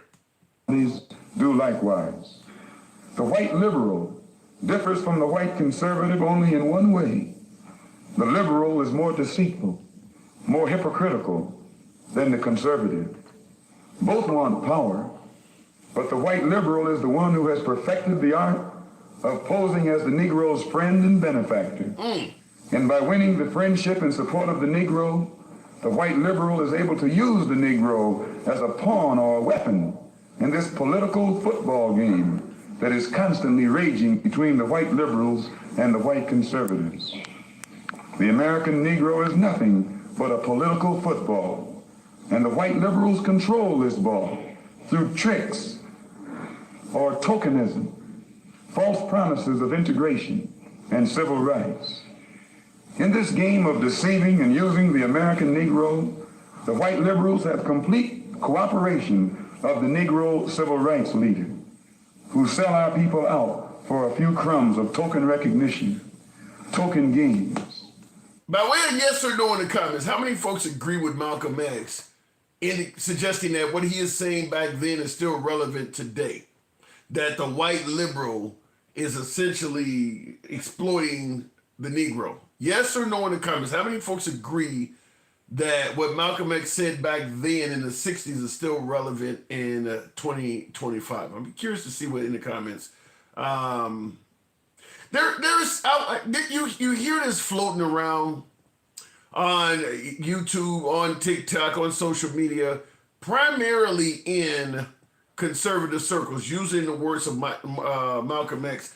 But before I go to the next caller, and I'm going to ask you to tap the screen because I haven't asked you to do that at all. If you want to share the live, do that as well. But get your boy up to about 40,000. We can make that happen. A good minute of tapping. Tap the screen, get the lights up. I'm going to do something that's in the tradition of President Trump. Because anytime you play any video by President Trump that does not reflect on President Trump in a positive manner, how does MAGA typically respond? It's out of context, it was a joke, or you didn't play the whole video. Now, the reason I'm saying play the whole video, because that applies here. That absolutely applies here. I started out deliberately in the middle of this video because I wanted to play the part you often hear about how the white liberals are exploiting blacks. There's a good minute of conversation from Malcolm X before that they don't play. In this crooked game of power politics here in America, the Negro, namely the race problem, integration, civil rights issue, are all nothing but tools used by the whites who call themselves liberals against another group of whites who call themselves conservatives, either to get into power or to retain power. Among whites here in America, the political teams are no longer divided into Democrats and Republicans. The whites who are now struggling for control of the American political throne are divided into liberal and conservative camps. The white liberals from both parties cross party lines to work together toward the same goal, and white conservatives from both parties do likewise. So if you hear that, he is essentially saying that they're kind of birds of a feather. He speaks in detail on white liberals, but he makes it clear that neither side is any good. I mean, you don't hear, he's not speaking favorably of conservatives at all. He's just suggesting that white liberals, because they got access to the black community, are exploiting them. But he's not suggesting in any way, fashion, or form that the Negro would be better to abandon the liberal party and go conservative. He's telling you they're both bad. He's telling you they're both bad, which is why they don't play that part of it. And this video was like 7 minutes long. I guarantee you if I played all 7 minutes, most conservatives would not agree with 80% of it or more. He doesn't find white people trustworthy, period. But they specifically took out the part where he's banging liberals for obvious reasons. I understand why it's done, but I just wanted you to hear the whole thing because this is the way things operate in Trump fashion where you people say, well, you took him out of context. He was telling a joke, or play the whole video. So next time you hear this, I suggest you do the same to the person giving it to you. Tell them to play the whole video. And that conversation will end pretty quick. Anyhow, going back to the box, America has two parties, center right and far right. The Europeans agree with that. He says you a chump. It's an hour and a half long. The Ballad of the Bullet, stop grandstanding. Okay, that's what I'm doing now. The Nation of Islam is the black man's KKK. In what way? The Nation of Islam didn't lynch folks. The Nation of Islam has never bombed a church. The Nation of Islam has never really penetrated government. They're not sheriffs. They're not working as mayors and shit. How do you compare those two? The Nation of Islam, it has nowhere near the history, the power that the KKK has had through. I mean, it's just not even the same realm. Not even in the same realm. I mean, if you really want to compare it to, I would say that the Nation of Islam compared to the KKK is essentially all talk. KKK is action. They're action. Let me go back to the box. We'll continue on with Jeremy. Good evening, Jeremy. Welcome to the program. Do you see that, Jeremy? That there are similarities between the Nation of Islam and the KKK? I haven't studied the Nation of Islam, so I can't speak on them. It wouldn't be fair of me to do that. I haven't studied the KKK, but we know about them because they're so damn notorious. Yeah, but but again, well, I think that's mostly because the left controls the media, at least most of it. Now, it's become more democratized as the internet has come around, but for a majority of time, the institutions that gave you the majority of your information were all left-wing. Okay, Some of them were highly communist. I'll respond when you say that's because the left controls the media.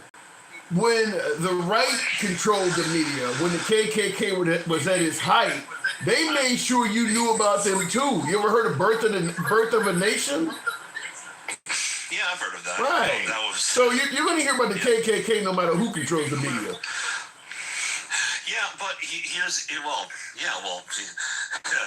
I know. You're going to hear about the Democrats' little pet that they didn't want to admit that they had for a long time. I understand that. What do you mean? Okay, you got an echo. Are you on Bluetooth or something? Yeah, give me a second. That was okay. Yeah, hang on a second, and that's why the ex-Malcolm X, because that's why they assassinated Malcolm X, because the FBI and CIA has been a Republican institution. Can't talk bad about Republicans at all. Wow. So he is saying it because they took out Malcolm X. Well, the FBI we know with Hoover and all of that. So I mean, okay, but I don't know. I don't know if he was taken out. You think the government actually did take him out? If you watch, just like Martin Luther King. Yeah, absolutely. MLK was also taken out by the CIA. Well, actually, the FBI, I should say. The FBI, my bad. JFK was done by the CIA. I would say It could be. You and Will G could, even though you're on the opposite ends of the political spectrum, you both could be right. But I think the evidence from Martin Luther King to me seems a lot more closer to that, because there's got to be a reason why they're hiding his files for so damn long. I mean, how long ago has it been? Like 70 years? Why is that stuff not declassified yet? There has to be some. Go ahead. You don't even need that. There's a YouTuber you should look up known as Wendigoon. He did an entire video on this that basically proved beyond a shadow of a doubt that it was absolutely the FBI that offed MLK. Even MLK's kids think that the supposed shooter that did the actual job wasn't the actual shooter. They actually sued the government, and they actually paid for the lawyer of the guy who was accused of shooting MLK. I think that guy did he recently just die? I cannot think of the guy's name right now, but yeah, I am aware of what you're talking about, that they don't believe he's the killer either. But James Earl Ray, I think his name is. Yeah. The idea that they're still keeping his file classified, even Obama didn't declassify it. My guess is it probably makes America look so fucking racist that even Obama realized all this is going to do is create riots and chaos. I mean, I believe that. I absolutely believe the government took him out. Yeah, absolutely. But here's the thing. So, back to what we were talking about with the Nation of Islam. I can't speak to the Nation of Islam because I just don't know enough about them. I don't trust them because there are black supremacist groups out there. A lot of them are trained Marxists and communists. What a shock. But I don't want to speak on people that I don't know much about. Well, you and I have had this conversation about Marxists and all this. I'll tell you this right off the bat. If there are some of these folks out that you're claiming are trained Marxists and communists, it could possibly be because the capitalist system has not historically been very good to blacks. I would say the opposite. Okay, look at Stalin. He was a hardcore racist. So was Chairman Mao. So was Pol Pot. The only ones that really were kind of the opposite were Lenin and Franco. Although Franco was a fascist, not a communist, but socialist nonetheless. Because all fascists and communists are socialists. But so what's the point, though? I mean, in America, we know our capitalist government was totally okay with all sorts of awful deeds to black people. So, I mean, I don't see you take what the South was doing, you're talking about outright slavery. I don't see anything Stalin did that's any worse than that. Ooh, then you don't know the history of Stalin. Just look up the Holodomor. Actually, just real quick, just type in your computer Holodomor. It'll make the Holocaust look like a field trip. I hear what you're saying, but I think the issue here is we talk about the Holocaust, we talk about Stalin, when we're talking about, awful leaders and dictators. The difference is what Stalin, what Mussolini, what Adolf, what they did actually got out and the world knows. What happened in America, a lot of that shit still hasn't gotten out. I mean, there's a reason why people are telling you the Confederate flag is about pride and heritage and the Civil War was not about slavery. I mean, what we were able to do in this country, we let the loser of the Civil War write a lot of its history, and they wrote a lot of the atrocities out. Now, you talk about all of the killings or assassinations from Stalin or somebody like that. I will submit this to you. There are mass graves all over this country that we have not uncovered. They killed a lot of people, far, far more than we ever know, because once they buried them, there was no marking anything. They just built a highway or something right over them. So there's no way to suggest that. Yeah, there's a lot. Wait, hold on. You're talking 400 years of this. Where are all of the bodies? How many people would die in 400 years of slavery? What number would that be? Well, we haven't been a nation that long. We've only been a nation for about 350. Actually, I wouldn't even say 350, more like 310. Okay, so what do we do? We don't count what our people were doing until they decided we're going to become a nation while we're doing it? It's the same people. Let's just get back to the point. It's the same people. First off, here's the one thing that America will always say. Slavery was a great injustice that was committed upon innocent people that did not deserve it at all. Okay. Okay, Agreed. you and I can absolutely agree with that. Yes. Okay? Now, capitalism is really more like a loose cannon. It doesn't really care who uses it. Evil and good both can use capitalism. Capitalism is neither good nor bad. It is just. But that's the point when it comes to. Hold on. Let me land my plane. It is the most effective system when it comes to distributing resources to everybody who's a part of it. So that's why I say I like capitalism a lot better than communism, because communism is a false promise. Communism can only survive when it incentivizes the weak and the worst of our people. Now, capitalism can be used for good or bad. I have mentioned that before. So here's what we need to do as a society. We need to continue to try to just fight racism as an ideology until it becomes so unpopular that very few people believe it. We've gotten close to that before. Okay, I take odds with something you said. You stated that capitalism is the best system in terms of redistributing or distributing resources.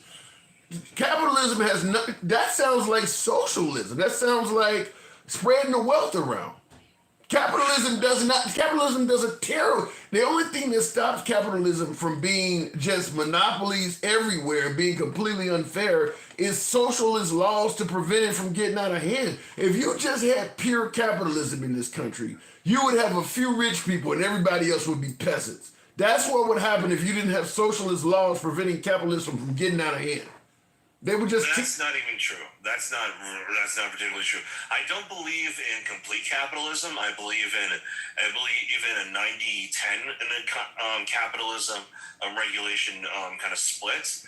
But here's the thing that a lot of people don't tell you.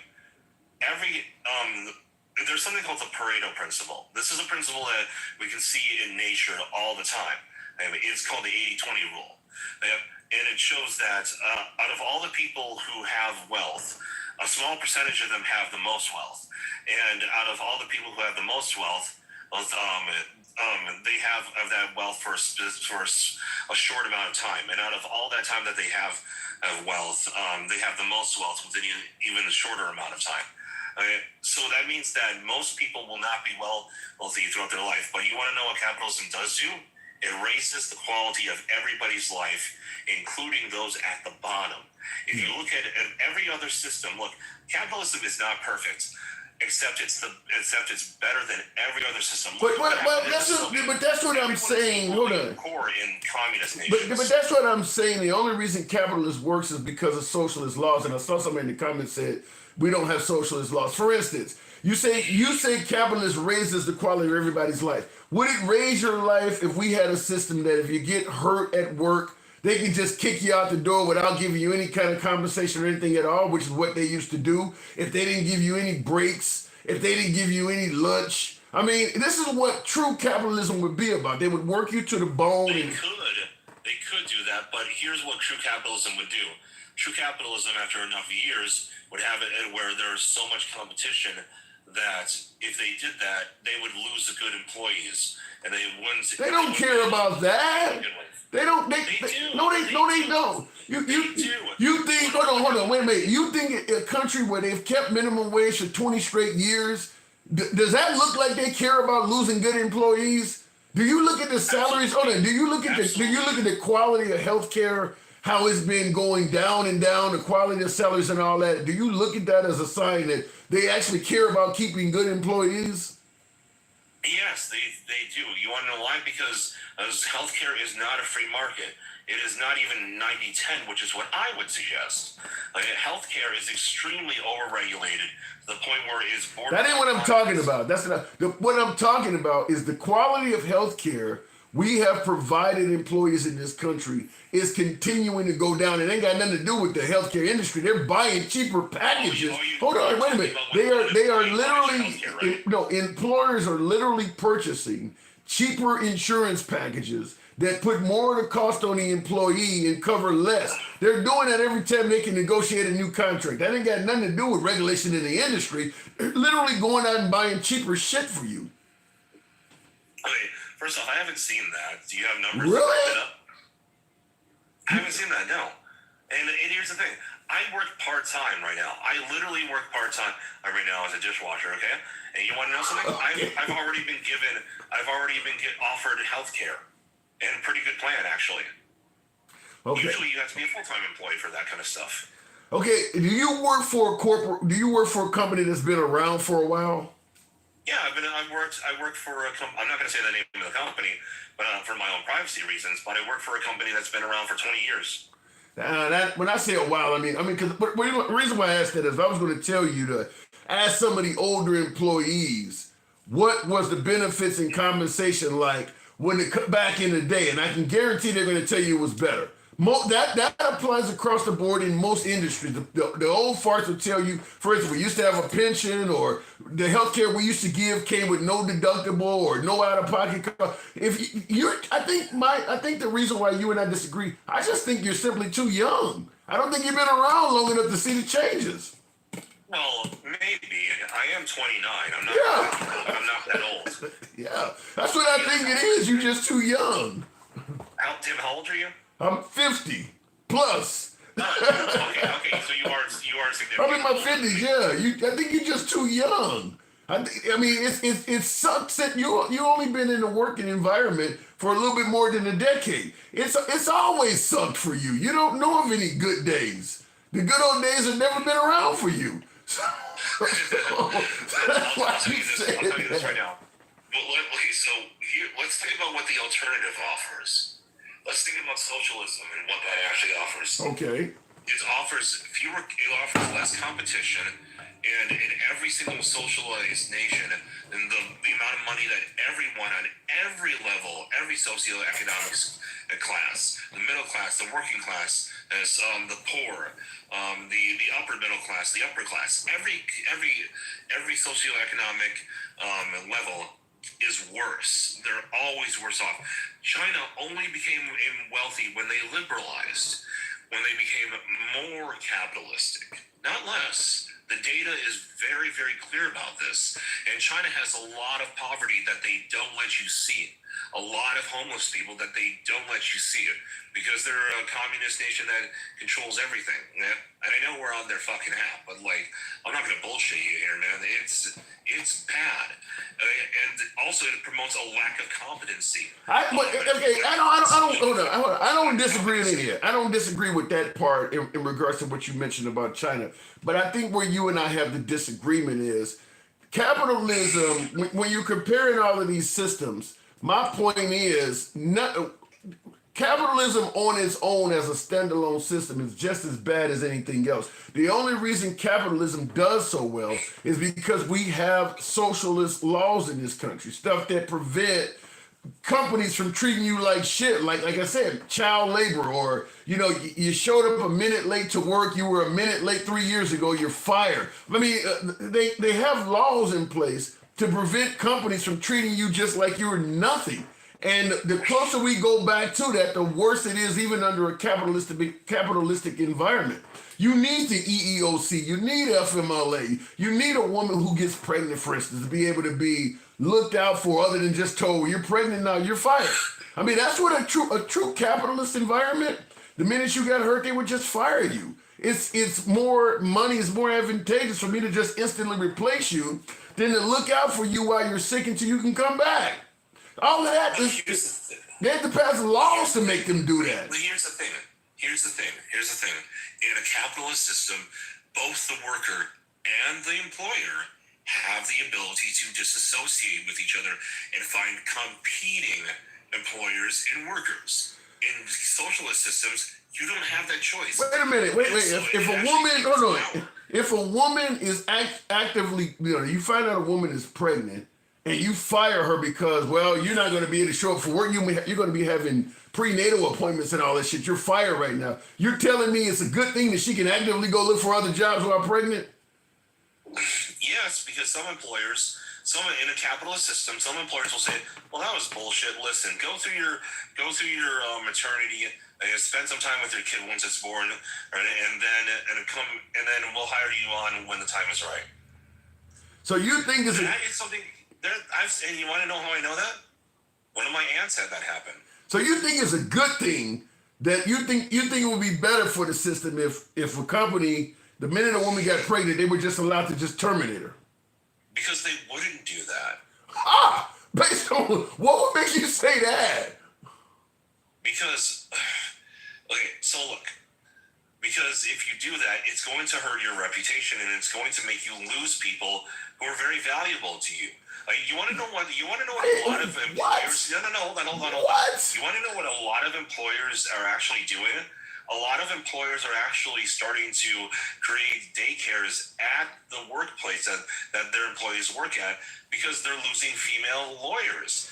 There's a lot of female lawyers out there who are high functioning, highly motivated, and extremely good at their jobs, but they can't retain them once they have kids. And they want them around because they're so good. A lot of firms do that. You really think? I can't believe you said they wouldn't do it because it would hurt their reputation. Before they had laws, you had corporations that were literally dumping toxic waste in people's neighborhoods. They don't give a damn about reputation if they can make money. You seen the Exxon Valdez? No, you're too young for that. When you got ships coming in and oil is all, they don't care about. They care about making money. They don't care about their reputation. What the hell is that? I know about Flint, Michigan, and all that, and dumping chemicals in there. I know about that. But here's the thing. Do you think it's better in communist and socialist nations? I think it's 1,000 times worse. I think it depends on the situation you're in. If you're homeless in America, yeah, a socialist nation might be better. I mean, a socialist nation is going to. You're talking to someone who was homeless in the Pacific Northwest of all places. Okay. And yeah, I think if you're homeless in America and you need help to get on your feet, you may actually find that there's more help in socialist nations. I'm just telling you, the socialist countries do more for the downtrodden than we do in this country. We don't. Not really. If you look into the details, not really. Like, listen, I was homeless in 2 states. Washington and Montana. You're not doing very well in a capitalist country there, son. 29 and you've been homeless twice already. Go ahead. It's a long story that involves a guy named Steve, okay? I'll explain it to you some other time, okay? But here's the thing, okay? Montana is right-wing. Washington is left-wing. I will tell you, I felt 1,000 times safer and more cared for by the church and the various churches that were around in Montana than I ever did in Washington. So the church was helping you out? Yes. So essentially you were using the church in place of a socialist government. You don't sound like the person. I gotta move it on, but you basically were enjoying socialism while you're speaking in favor. Capitalism wasn't going to help you out. You needed the church. That's socialism. You needed assistance. I can't believe you just said that. I'll give you the last word. I gotta move it on. Here's my last word. You're not a flunker. You're just someone who just wants to hear the truth. Thank you. That's why I come on here, because, no matter how angry gangster Mima is, at you for whatever, you're a good man who just wants to get down to the truth. And you grilled me good tonight, so thank you so much. God bless. Anytime. Appreciate it. Thank you, Jeremy. And Jeremy's MAGA, by the way, but yeah, I'm listening to what he said, and he literally is describing socialism. If you fall flat on your face and the church helps you out because the government won't, you clearly are a candidate that could have used socialism. The church stepped in because your government won't look out for its downtrodden, but you literally had the same beneficiary effects that would take place in a socialist country. But he's defending capitalism. You wouldn't need the church if capitalism was so great. Looking in the comments, though, I do want to make sure I didn't miss a super chat. I was interested that he would say that, though. Like I said, maybe the issue is that youth, as what did Ronald Reagan say? Youth and inexperience, he's young. Pay police and paramedics for every encounter. That's what pure capitalism would be like.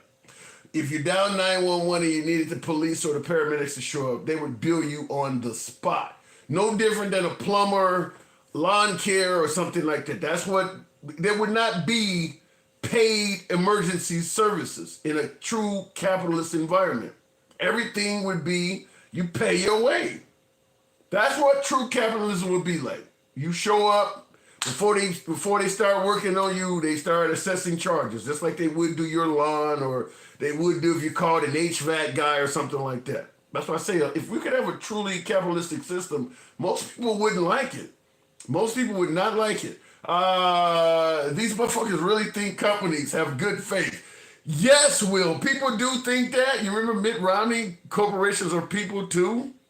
Yes, and that's typically from the right. The right does, I say this sometimes on the program, and I'll ask that you tap the screen, get the likes on up to about 50,000, 50, F-I-D-D-Y. You guys ain't tapping the screen. Show the program some love. Let your thumbs not be lazy. Tap the screen, get the likes up. You got the corporations and you got the employees, or employers and employees. In the world of employers and employees, one side speaks favorably for the employees, one side speaks favorably for the employers. But both sides think they're speaking favorably for the employee based on how they view it. Now, my opinion is the right speaks far more favorably for the employers, corporations, the wealthy and all. And I say that because if you have money and you're voting based solely on your bottom line, like a couple of my callers have stated, if you're voting solely based on your bottom line and you're someone of character, you're someone that is wealthy, you're a small business owner, you have something to lose financially, you're better off voting Republican because they don't make you share. You don't have to ever worry about the Republican Party trying to make you share with the have-nots. If you have wealth and you do not want to share it, you don't want the government forcing you to share it or forcing you to pay higher taxes, they're going to allow you to keep most of your money as much as they possibly can, you should vote Republican because they don't take into consideration or have concern for entitlement programs and things like that. So there are reasons to vote Republican, and I do believe that's one of them. If you have money and you're not the type to want to share it or be forced to share it by the government, you should vote right. However, on the left, they are more favorable to employees. When you're talking about increasing the minimum wage, giving folks better health care and benefits, more protections at work, these are the things the right tend to be against. So if you're in an employee environment, you're better off voting for the left. The difference is when I say they both think they're working for employees is because the right tends to think, I've never gotten a job from a poor person. So if I look out for the wealthy, if I look out for employers, it's going to lead to them in kind creating more jobs and expanding. So treat the wealthy right, and it will lead to better things for the folks at the bottom. Trickle down economics, essentially trickle down economics. But that doesn't always happen. I mean, there are plenty of folks who may have a small business and they don't want to take on more work. They're not trying to expand. And if you give them a tax cut, they're just going to redecorate their house or buy another yacht. So everybody you give more money to, it's not going to equate to expanding and creating more jobs. So that's my humble opinion on it. But look at it in the comments. Until you're lazy and what does that say? Until you're lazy as fuck and think everything is. Until you're lazy as fuck and think everything is supposed to be handed to you by the owner. I think the problem with that is the right is not in favor of entitlement programs because they think overwhelmingly everybody who get it don't need it. They're just all lazy. I'll leave that one up to you, but I don't think that's true by any stretch of the imagination. Let me go back to the box though. Continuing on with Betterment. Good evening. Welcome to the program. Oh, I got Mike. Mike. Good evening, Mike. What's going on, Jeremy? Not much at all. Did you agree with what Jeremy was saying? Capitalism is the best? Man, listen, I thought Jeremy was our age. Jeremy's as 29 years old. I thought Jeremy was our age, screwing all that bullshit. No, I don't. Listen, they have to remember that a system that's based on racism. Every every facet of it is going to be oppressive in nature, right? It's like, okay, so let's go back to what you were talking about, President Trump and not finding a true black candidate, right? As if they're not out there. Why he's right? we're talking about why he's not hiring blacks for his administration. Correct. Yes. Well, we know why. Because he's racist. But let's say it this way. When even if I took what MAGA React said at face value, ask yourself, even if racism wasn't the case, there are no black qualified candidates out there.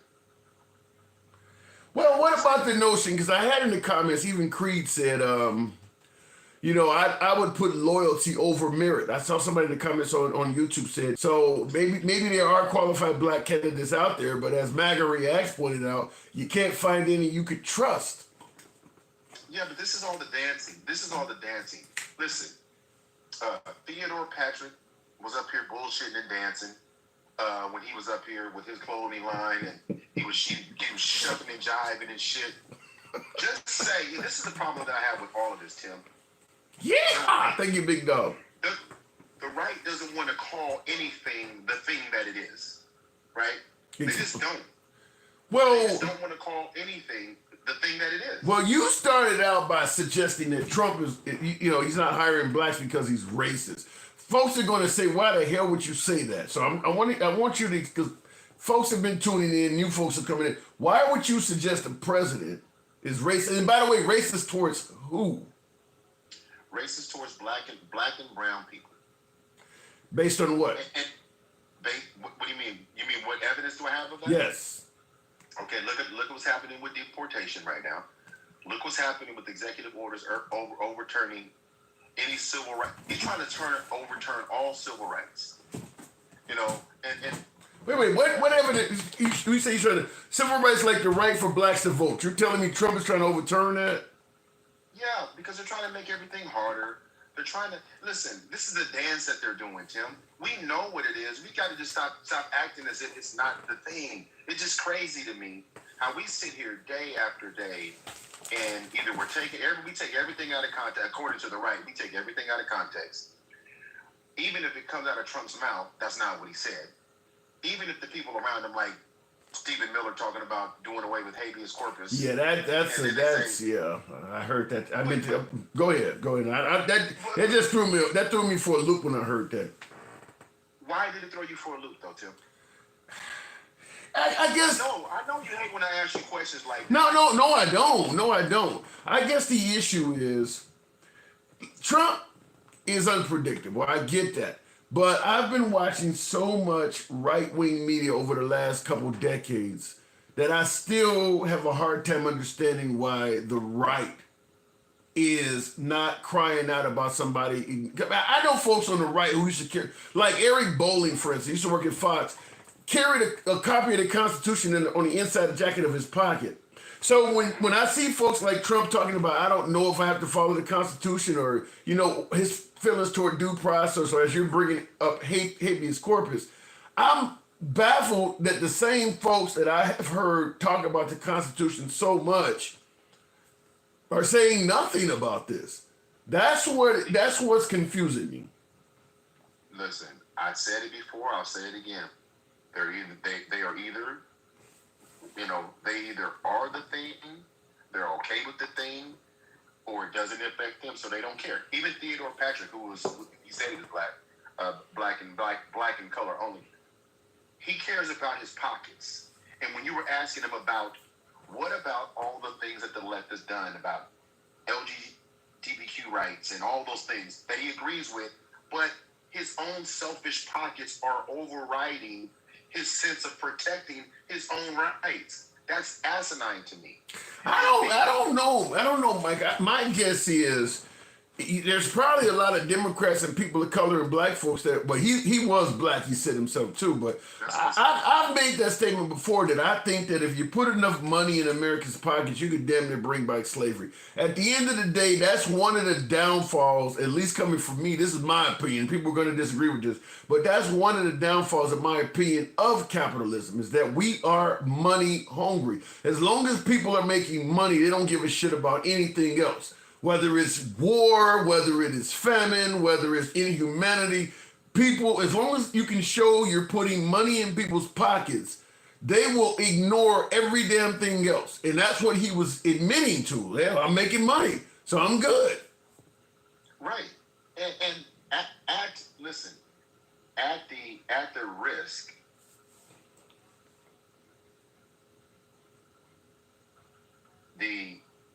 the future of the next generation of black and brown folks in this country, at the future of women in this country, you're willing to do it over some dollars, and they're willing to let you have that now so you have nothing later.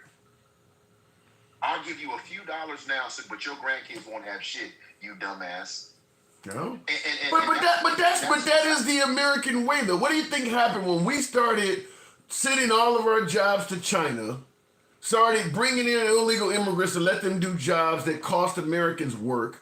That's exactly what happened. I'm going to give you a few dollars now so your grandkids won't have shit. We are the grandkids. When they started doing this in the late 70s and 80s, sending a lot of our work to China and opening up manufacturing plants in the Philippines and shit like that, that's exactly what happened. A few people made a bunch of money so that their grandkids would not have shit. And we are now the grandkids complaining about it. But when you say we, you're talking about Americans. Yeah. You're talking about Americans. I'm talking about the grandkids, the two generations. If you send all of this stuff over to these countries and send all your manufacturing and shit overseas, within a couple generations, you're going to be paying the price for doing it. We are that generation. Yeah, but we, black folks, weren't in power. You mean from a cocaine? Okay. Yeah. We didn't make any of those decisions. Those decisions weren't made by us. Those were made by white cisgender men, and it was for capitalism and for profit. And they didn't give a shit to how it impacted us either, because this country has never really given a damn about how things. I hear what you're saying, but this is why I said you probably would be amazed. My guess is if you had probably some of the black folks that were around during that time were okay with it as well. If you could give them money in their pocket, let's say you had somebody that was on the board of Nike or something like that, and they were making shoes by the hands of children over there. Well, if that guy who's in middle management or upper management realized he could get a huge bonus as a black man, he would probably have partaken into it as well. I don't think it really mattered his skin color. I think all of them would have done it. I don't disagree. You're not getting any disagreement from me on that point. My point is this: you're right, because at the end of the day, when you condition a group of people to basically, accept what you're being given. Think about this for a second, Tim.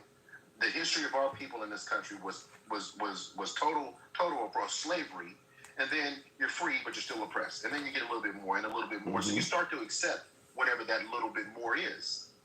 And when you get in a position where if I stand up in this situation, I end up with nothing. And you don't control any of the levers to really make change on a day-to-day basis from a corporate America perspective. Yeah, you're 100% right. Well, you gonna stand up? Are you gonna stand up when you got a $250,000? I mean, you know what I'm saying, Tim? Yeah, but I still can't put it on just on whites, because there's a lot of countries in Africa that are free, and they still let folks from China, folks from Europe, the white community come in. And as long as they would pay them a little bit of money to exploit their resources, they still let them do it. And they let them do it at a time when they could have said no. Yeah, perhaps. I mean, and again, that's not even my argument. I mean, okay. That's not my argument. My argument is when we start talking about what's going on here, and then we get into these trolls with MAGA Reacts or Jeremy or Theodore or even Cedric Haynes in the comments. It's like, we will fall to the lowest common denominator about black folks to justify the atrocities that have happened to black folks in this country. We will like think about the comments about the pants sagging and gun. Just like, you got to be kidding me. Like, I don't have an answer for that. Well, you know what? But that's my point, though, Tim.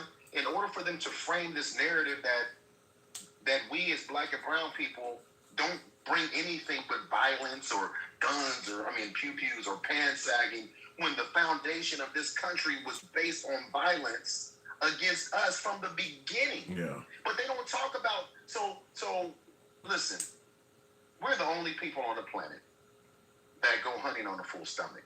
The idea that you're gonna White kids have guns and pew-pews, don't they? They get raised with them in their A hands. whole lot of students and teachers. That's the last thing they saw before they died was a white guy with a gun. Exactly. Yeah, they do have guns. It's just amazing to me that this is 2025, and we're still listening to white folks tell us about how we need to get our shit together, but they never talk about how they need to get their shit together. Do you notice that? Well, they talk. White liberals. They criticize white liberals. White liberals. I'm not talking about them. I'm not talking about them. That's not the conversation we're having. We're talking about the right. We're talking about the Trump supporters. We're talking about MAGA. We're talking about conservatism in this country. Well, they went after the likes of, they criticized George Bush. They've criticized Mitt Romney. They're right. They've criticized Mitch McConnell. I mean, they do criticize some folks on the right. They don't criticize MAGA. Who criticized Mitch McConnell? Let's start there. Oh, when you're talking about the fact that he's been in office for as long as he's been in office, I've had a lot of right wingers come on the show and say he needs to go. I mean, because he's criticized Trump. Some of the things. That's not what we're talking about, Tim. We're not talking about them criticizing Trump. What I'm saying is they stand up, they demonize black and brown folks. They talk about the grapes and murders and all of these things. They talk about the black community. They talk about all these things. But the minute you tell them or talk to them about some things or the things that they've done, all of a sudden it's fake news, it's race bait, it's fear mongering, it's all those things. And they never stop for a second and ask themselves, why would any race or culture or group of people talk about their oppression for so long, as if we want to be talking about it?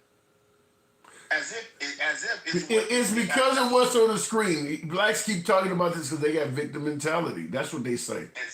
That's what they say. And the idea, but would they ever say a woman is talking about a woman, a victim of SA? She's still talking about being SA. Would we ever say that, Tim? Well, E. Jean Carroll. We said it about E. Jean Carroll. Only reason they say it is because of what? I get it. I agree with you 100%. I don't know why it is, but yeah, I've said that many times, is that for some reason, out of everybody that's been wronged, it is the black community that we want them to shut up and stop talking about. We don't tell the Jews to stop talking about what happened to them. Even on September 11th, we have a sign that says never forgive. We don't tell people to stop talking about what happened there. Everything from the Oklahoma City bombing on down, we want people to talk about what they've been through. Same thing with Pearl Harbor. That's been 70 some odd years ago, or 80 years ago, or whatever it's been in Pearl Harbor on December 7, 1941. But when it comes to the African American community, I don't care if it happened yesterday. You need to get over it. Get over it. And then when any of us reach a certain level of success, then we get told to like shut up and dribble. Or you can't even take a knee and protest in silence. Everything that we do is always under a microscope, whether it's good or bad. And then when we're doing well, we're only doing well until we don't say something that they agree with, and then shut up and dribble. But let me ask you this though: now you started out by saying Trump is racist, but in regards to the entire country, we've elected a black president. We've had black folks permeate throughout American society and government. Do you believe America in 2025 is still a racist country? Yes. I don't need to take that long to answer that question. Yes. How? Just because of Barack Obama got elected doesn't mean that the country wasn't racist. In what way? Well, where would you like to start? I mean, well, let me say it this way: if you grow up as a child right now as a black kid, as long as you work hard, you go to school, you get an education, and you don't break the law, there is nothing stopping you from living the American dream. So, how is America racist in 2025? What do you mean there's nothing stopping you from living the American dream? All you got to do is get pulled over one time, Tim. What are you talking about? You can listen. See, here's the thing. Listen, the idea, Tim, that you can do all those things as a black person and it's just going to be smooth sailing is absurd. You act like there's no roadblocks in that journey. You act hold on, let me finish. Like in 2025, you're going to apply for a job and you're going to get that job. You're going to act like if you don't have a resume ready name that your resume. See, here's the thing. You can be being dismissed and not even know it, Tim. Because here's the thing: you can apply for 10 jobs and get a job, and you don't know if those other 8 or 9 jobs were passed up because you were black. But you make it sound like white people get every job, or white people don't get. White people get passed up. Right. What are you saying? So, are you saying, and this is the crazy DEI and woke conversation that I can't stand. For white people to think in this day and age, right now in 2025, that they're losing out on opportunities just because they're white is absurd. Well, when did that happen? I mean, I hear what you said, but what I'm saying though is there's nothing stopping a black person from living the American dream. Now, you talked about when they could get pulled over by cops. I want you to hear this because you're saying that if a black person does everything right, a simple traffic stop could still stunt their progress. Let's talk about George Floyd. You said George Floyd's death was a terrible thing. Terrible. Why are African Americans still dying at the hands of law enforcement in this country? And so are white people. So are white people. What a terrible question to ask. So he's indicating that that ain't unique to blacks. White people can have the same problem too. But Tim, but here's the thing. Just in that clip proves my point. I don't know if you thought that was proving your point. That clip proved my point. He never answered the question. It was so are white people. And so, but white people, listen, the police departments by and large, what were they designed for, Tim? What was the original? Yeah, but that's hundreds of years ago, Mike. You're talking about to catch slaves. There are no slaves in America. So bringing up the police department was originally created to catch slaves is kind of irrelevant in 2025.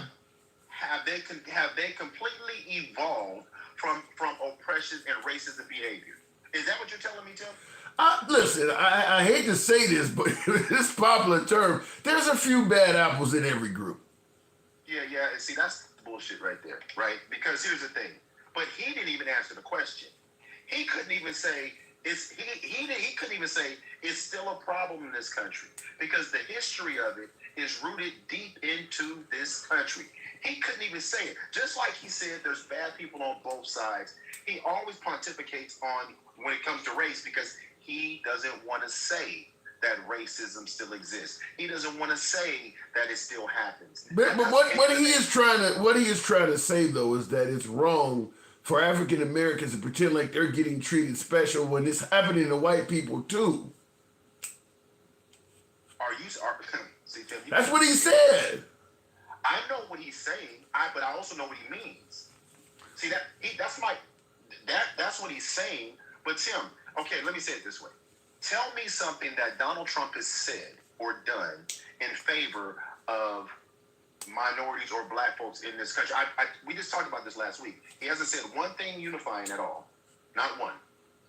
He's the president of the United States. He hasn't said one thing unifying yet. Well, I don't think... Now you're interpreting what he just said there to mean that basically what you were saying. And this is why they say stop crying. But here's the difference though. Do you ever see white people marching in the streets because police are killing other white people? You ever see it? You ever see white folks marching because white police officers are killing white police officers? No, I have never seen it. Have you seen it? I've never seen it. Why is that, Tim? No, hell no. You gonna ask me that question with that correctional officer with that orange jumpsuit color on right now? Hell no. Answer that question. Why don't white folks get up and protest when their own people are being unalived by police officers? They like to keep the peace. They don't have victim mentality. That's the bullshit. You sound like Maggie Rapids. The reason. It ain't happening. That's why. They don't. Exactly. It ain't happening. Yeah. And here's the thing. How many videos have you seen where a white officer unalived a white suspect? How many videos you see out there? Well, I'm not saying it doesn't happen. Yeah, it happens a lot. How many videos have I seen where... Wait, you asked me how many videos have I seen where a white cop kills a white suspect? Yes. Hundreds. If you watch active self-protection or police activity, it happens all the time. I've seen hundreds. Then why doesn't it make the news, Tim? Because it's a bad guy. No, because if they show the same police officers doing the same things to white people, they're going to be outraged. I don't know. They're going to see the conditions that we've been talking about forever. And now the good guys aren't so good any fucking more. That's why. Listen, go back to Cowboys and Indians, right? Go back to when did you ever watch a cowboy and Indian movie where the Indians ended up being victorious? You're talking about propaganda. I get your point. You are right about that. So if they show an unarmed white man minding his business, just getting pulled over doing nothing, and on a body cam, and he just pews the hell out of an innocent white 16-year-old kid, you think America's going to be okay with that at that point? And then what happens? Then what happens to the back in the blue? Then what happens, Tim? What happens to all the Blue Lives Matter shit? What happens to that? I mean, I'm just gonna be honest. I'm just gonna be honest with you. There's a hell of a lot of white folks getting in shootings with police and things like that online. It ain't like you can't find it. That's pretty easy to find. I didn't say that you can't find it. I said that they don't propagate it or talk about it. And when it's us, they know they can just dismiss it. How many people have been in here talking about free Derek Chauvin and all that, right? Because it's easy to demonize because they bought into it. But I do got to move it on. But before I do, I want to ask you this: if the cops are treating African Americans so bad, white cops, as you put it, why is it that in liberal cities that are predominantly black, run everything from the mayor on down is generally black in liberal cities? Why is it that a lot of those cities are where the blacks are complaining about mistreatment by cops, even though blacks are they might be the chief of police or superintendent. The city is run by blacks, and they still are complaining about being mistreated. In other words, if you put blacks in leadership, they ain't gonna treat blacks no better. Why is that? Well, the sad part is sometimes power just corrupts, right? Power corrupts, number one. Number two, how many of these all black cities with all black mayors and all black chief of police and all black police forces are there out there, Tim? I'm missing that. Matter of fact, tell me a city that has a police force that the black officers or minority officers are the majority. I'll wait. The majority? My guess is probably even 30%. Even 30%. Oh my God, 30%. Chicago, Houston, all of the Detroit, 30%. Next time I talk to you, I'm gonna look those numbers up. Yeah, I can tell you for certain in cities like Chicago, 30% of the police are black. I mean, you see what happened in Memphis with that police beating, where all 5 of the officers that beat them were black. I mean, plenty of them are. That was probably most of them in one spot, Tim. I mean, look, come on, let's listen. Your argument is actually defeating itself. Do you think in this country, any state, Democrat or Republican, is going to have the minorities being the majority in positions of power? What are we talking about? Any state or city? You don't mean any state? The city. How many? How many cities have blacks in the majority of positions of power? Just like you just said, mayor, chief of police, heaps of them. I'll tell you something. Being from Chicago, Gary, Indiana, is almost all black. I mean, the police force, mayor, people in 2nd, 3rd, 4th place. It's just a bastion of African Americanism. There's plenty of places like that. Yeah, I'm gonna do some research on that because I don't buy that. Really? And another thing, no, I don't buy it. Let me tell it to you this way. Look up when you look up. If you think about any city that talking about these big cities like like I said, like Chicago, Detroit, Philadelphia. Look up some of the poorer suburbs that are around those towns. You'll find that most of the administration in those towns are black, all black. I mean, like, look up, find a liberal city and then find one of the poorest suburbs that surround it. Chances are most of the administrative positions in that town is filled by black people. I'll give you the last word. I'm definitely gonna look that up because I like to have my information. Yeah. But the bottom line is that the systemic racism is alive and well in this country. Donald Trump and his administration are trying to push us back. It's very obvious. And anybody that wants to argue is just being blind because they just like what's happening. I mean, it's as simple as that. When you're talking about getting rid of habeas corpus and when you're talking about rolling back protections and for LGBTQs and kicking them out of the military, and they've already been serving this country. What other reason is there? What other reason is there? I mean, you're removing people when you look at all the people that Donald Trump has been removing from prominent positions. You just put up a picture of that black woman the other day that they just got rid of. Yeah. No rhyme or reason. We know why she's going. This whole deportation, they're not going after illegals. When you're talking about getting rid of habeas corpus, you're trying to take any protections out the way so you can do whatever the hell you want. It could go in that direction.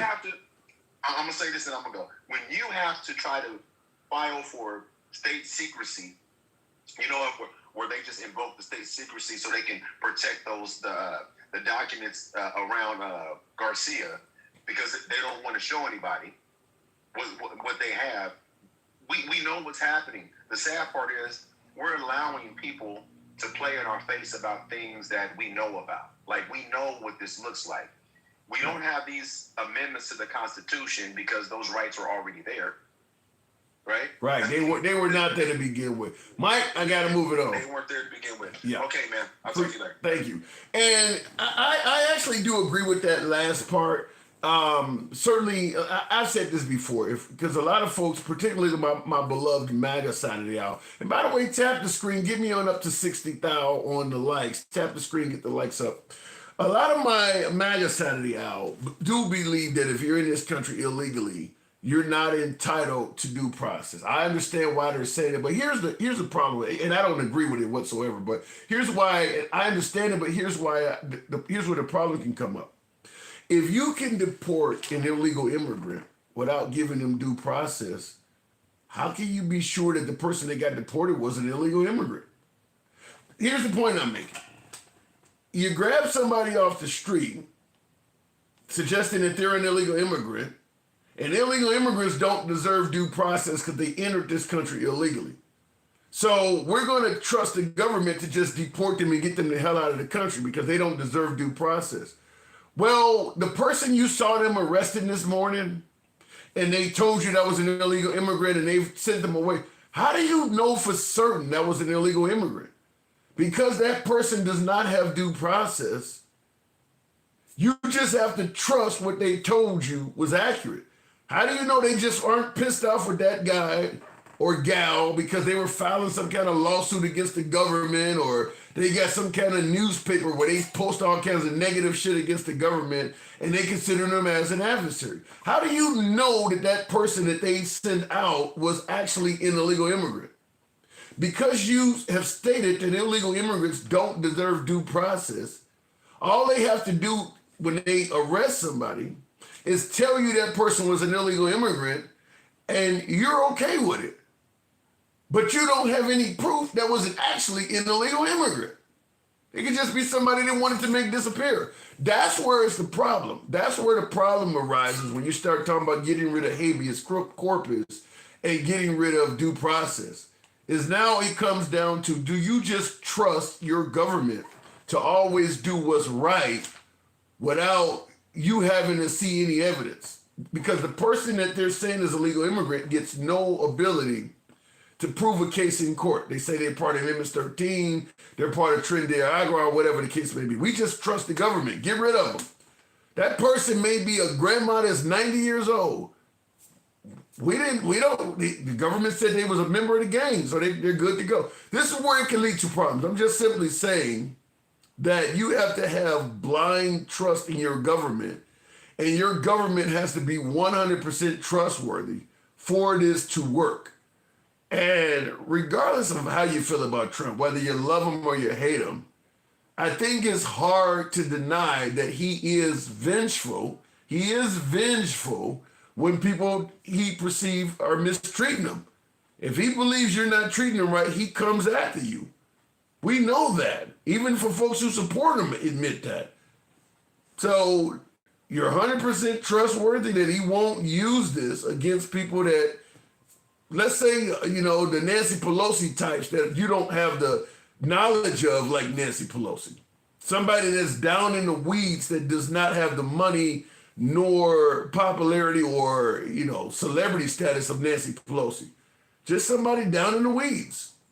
Let's say, for instance, you take somebody like me, for instance.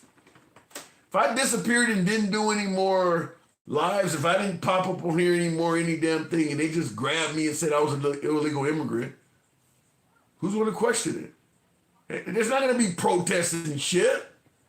I don't get due process, so I don't get a day in court. I'm just gone. And now that he's talking about opening up all sorts of new penal facilities, whether it's Alcatraz or Sing Sing or El Salvador or sending people to Libya, you're just gone. Now in the comments, MAGA React says your family. Yeah, but if your family doesn't have any money, they don't have any connections to anybody, what good is that going to do? And by the way, you got to assume your family know that you got deported.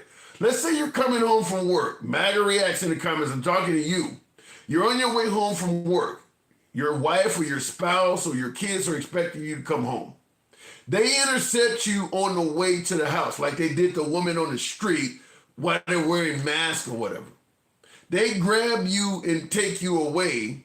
Your family didn't see it. The people who did witness it don't even know who the hell you are. They just saw someone get arrested and taken away. So the people on the street, if they tell them you're an illegal immigrant, they don't know otherwise. They don't know who the hell you are. They're not going to fight for you. And your family who's waiting for you to get home, they're not told about the fact that you've been detained. They don't get a letter. They don't get anything. There's no court date, anything. Just like with Kilmar Abrego Garcia. His family wasn't notified of shit. They found out he was in custody by seeing the video on TV of him getting his head shaved. So MAGA Reacts, you have essentially, in the eyes of your family, just poof, you've disappeared. You've disappeared. They can send you away under the guise that you are part of a gang or you are an illegal immigrant, and there's essentially no one to question it.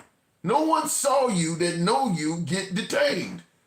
So your family is filing missing persons reports. They don't know that ICE has your ass. And because ICE don't have to tell them, then as far as law enforcement is concerned, maybe he just got tired of being married. Maybe he got tired of being a father and ran off with some younger chick. Maybe he'll show up in a week or something like that. You just disappeared. That's how it works. You're just gone.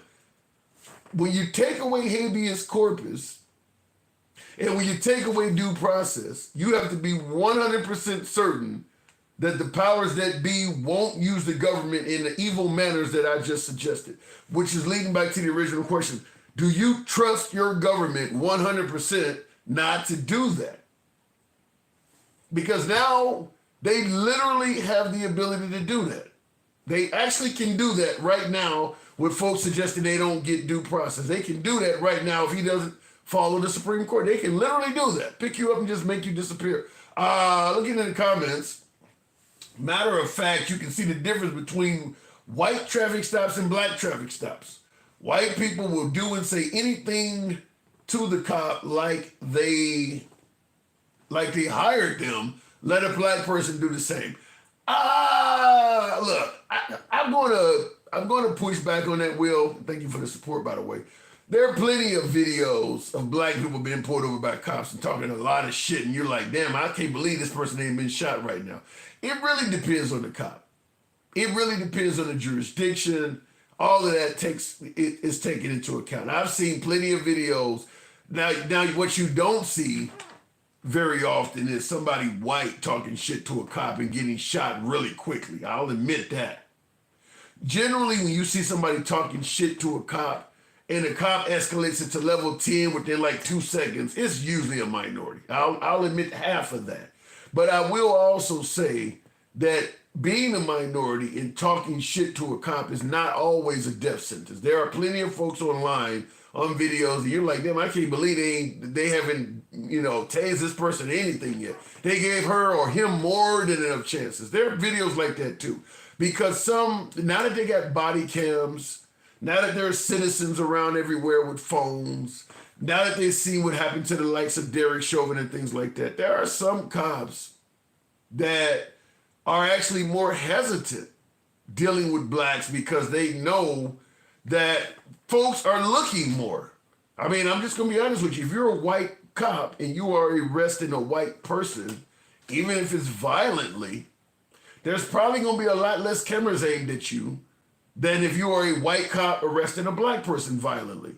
Particularly if you're in a major city where there's a lot of diversity going on. Maybe if you're beating the shit out of a black person in rural Alabama, you might be to get away with it in private. But if you're doing that in the middle of Philadelphia somewhere, if you're a white cop and you're doing that to a black person, there's gonna be a lot of cameras on you. People are gonna stop and look. So some cops are a bit hesitant to go to level 10 with blacks because there's a price to pay. You might lose your job. You might lose your freedom. They don't all do it because there is accountability. It's not where we want it to be, but it's certainly more than it used to be. It's certainly more than it used to be. ICE arrested Newark, New Jersey mayor, by the way. Yeah, they're trying to make examples of people, just like with the judge. What they're trying to do is I want to say intimidate folks of power to let them know that if you're getting away, you can get it too. Like with arresting judges and things like that. That's how you kind of quiet the protest folks, by exercising draconian measures on them. Now, keep in mind, Trump is the one with the 34 felonies talking about how the system did him wrong and how they did things to him that they wouldn't normally do to somebody if they weren't running for president. His system is doing that to those judges and shit like that. Normally, they would not get arrested for that shit. He is now doing to people what he claimed was done to him. Anyway, going back to the comment section here. The president of Panama said he will not negotiate a deal with the United States. Shit, I mean, knowing Trump, he may not give him an option. I mean, Trump is kind of operating from a bully pulpit.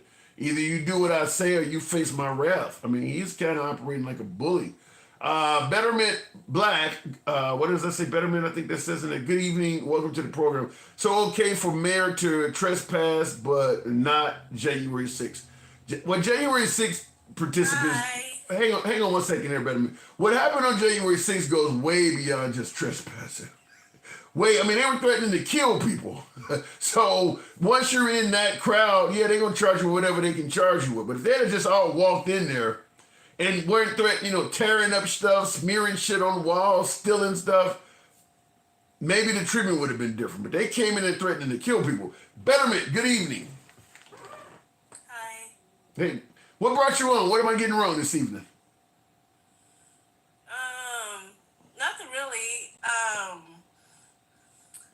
I been trying to keep up with everything that is going on. Let me ask it to you this way, because we opened up the show talking about whether it's DEI, LGBTQ issues, what is the other one he often uses? We'll go with DEI and LGBTQ. There's another one I can't think of right now, but make no mistake about it. The Trump administration is firing a lot of minorities, yet they are not hiring many. In fact, when it comes to black folks, out of this second term, when it comes to his administration, why do you think he's hiring so few blacks but firing so many of them? He's racist. If you go back to the Central Park 5, when he accused them of, let's say, essaying a woman and they were exonerated,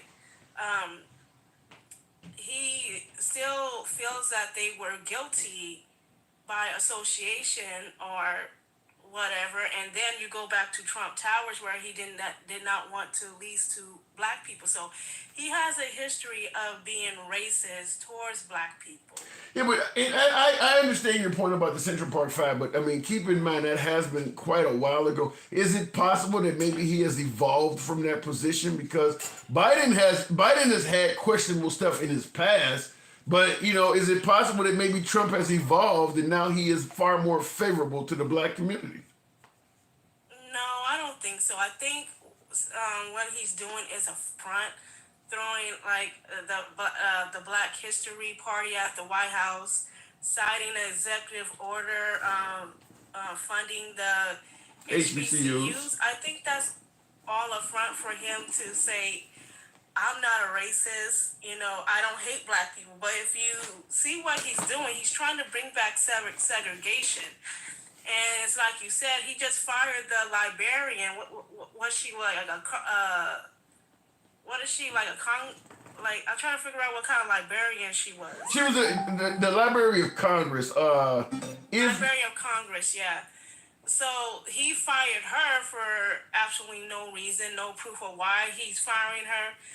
He's firing a lot of people of color, and that goes to show you that this man he really don't care about black people. But wait a minute, listen to what you just said. Now I took quick notes on it. You talked about he hosted a Black History. Was it a party or something like that? You said? Yeah. Okay. Mm-hmm. You mentioned that he allocated money to HBCUs, which he talks about all the time. But even though he done that stuff, you suggest he only did it because he's pandering to the black community, which would lead someone to say that even when he helps out blacks, you won't give him any credit for it. I mean, do you just have what they call derangement syndrome, that where no matter what he does, you're not going to give him credit for it anyway? I mean, because you're pointing to stuff that he actually did for the black community. Well, if that was true, why would he want to do away with the 1964 Civil Rights Act? Why would he want to do away with that? Why is he trying to take away certain rights from people if he really care about these people? Like, where have you heard that he wants to do away with the Civil Rights Act of 1964, the whole act? It's been talked about that he wants to get rid of the executive order of the Civil Rights Act of 19... Yeah, but you do understand, people are going to say negative stuff about any politician that may or may not be true. They're going to criticize him of getting rid of Social Security, federal abortion ban. They're going to say stuff like that. Until he actually does it, that could just be critics saying whatever they can to hurt him. But have you read the Project 2025? Yes. Yep. So he's trying to take away rights of people. But he also denies that he has anything to do with Project 2025. No, if he had anything, if he said that he didn't have anything to do with Project 2025, then why is he doing the things that is listed in the 2025 project? That doesn't make any sense. He wouldn't be doing those things. To get rid of Civil Rights Act or and changing the Board of Education, because he's already doing that. Yeah. I understand, I have to be a play devil's advocate and see the other side of issues, but I don't deny that it does look like in the short time he's been in office that he is following a playbook from Project 2025, despite the fact that he's denying it. I mean, there's a list of things that you can find them online, the things they planned, and there's several of them you can already check off. And there's a few of them you can put an asterisk by that he's talked about doing. So it is hard to believe at this point that Trump and Project 2025 have no connection to each other, because he is checking quite a bit of the boxes off of that. So, but he still contains, though, that he has nothing to do with it. I'm just simply agreeing with you. It does look like it looks like he's more connected to it than he's saying. Yeah, because he's trying to segregate schools, trying to bring segregation back to schools. And wait, give me what is making you say that, because he obviously wouldn't say that flat out. I'm not making this up. This is actually what he is doing. He's trying to segregate schools. I haven't heard that one. He's trying to actually bring back segregation, to separate white schools from everybody else. So segregate schools? I haven't heard that one. How would he be able to do that other than just pass a law that allows segregation? I haven't heard that. Well, he signed an executive order to bring back segregation. So right now he wants whites to be separated from blacks. Like, for example, the different water fountains eating in different sections of restaurants. He's trying to bring that back now. I don't know if it's been passed or whatnot, but it's definitely illegal to bring back Jim Crow 2.0. I'll say this. I think that some of the stuff you're saying, it's not actually in the law, but folks feel like he's in that direction. But in fact, I want to I want to play this because I think this is similar to what you're talking about. Because I have heard that I'm not quite on the bandwagon that is going to promote segregation, but I do understand where it's coming from. After the Trump administration removed a segregation ban for federal contractors. Yeah, this is all part of the president's mission. Wait, say that again. What you say? Someone in the comment section said that he did cut funding for the Civil Rights Act. Funding? How do you fund this? How do you fund the Civil Rights Act? I don't know. Yeah, and actually, he's cut funding for things like I think like federal workers that work on civil rights cases and things like that. But you can't cut funding for an act. That doesn't make any sense. An act is an act. I mean, that's a law. I don't know how you would need funding for it. But I want you to hear this. This morning, concerns growing after the Trump administration removed a segregation ban for federal contractors. Yeah, this is all part of the president's mission to eliminate anything related to diversity, equity, and inclusion. And this has some worried about the civil rights protections. Our Candace Cole is in Northwest at GSA headquarters this morning with details on this. Candace, good morning. Good morning, guys. Well, the Trump administration has effectively lifted an explicit ban preventing segregated facilities in workplaces. This comes after the president signed an executive order back in January, repealing a 1965 executive order aimed at stopping hiring discrimination. Now, according to a recent memo from the General Services Administration that was first reported on by NPR, federal contractors have been directed to remove several clauses from new contracts that fall under the federal acquisition regulation from its contracts that aren't, quote, consistent with the direction of the president. Now, one of those clauses is the prohibition of segregated facilities clause, meaning anything from workspaces, restaurants, waiting areas, and more. But contractors still must adhere to provisions covered under the Civil Rights Act and non-discrimination laws. Other clauses to be removed include those around affirmative action compliance and equal opportunity. Now, many consider the changes to be largely symbolic, but some federal agencies have already adopted the new language. A recent notice from the And I'll just take her word symbolic. Well, I don't think what he did will lead to what you're saying happened. But it's pretty clear when she says symbolic, it's pretty clear that he is on the side of what you're fearful of. I mean, it does sound like, based on his actions, if he had the ability, he would be okay with segregation. I mean, the symbolic part of it speaks volumes. I mean, it does sound like he is more in favor of what you are saying than he is not. Yeah, I'm not fearful of segregation. It's just that You think it'd be good for blacks? What he's doing is illegal. Yeah. Do you think, you said you're not fearful of segregation, do you think segregation would be good for blacks? I don't know, to be honest, because, back in the 1950s, we probably was doing good for ourselves. We had our own business. You think it possibly could be, you said you don't know, do you think it's possible that segregation could be good for blacks? Maybe. Really? We may never know. You may never know. I don't, you know something, I'll just say it this way. In a country that boasts about how free it is and about freedom all the time, segregation that is a loss of freedom. In other words, you can't go to this area, you are losing freedoms. All of a sudden, a large portion of the country, a large amount of establishments and businesses are off limits to you. I don't see how that could be a good thing at all. I mean, not to mention you may have relatives and friends in those communities that you can't go visit now because you're not allowed in their neighborhoods. I don't see anything good in this at all.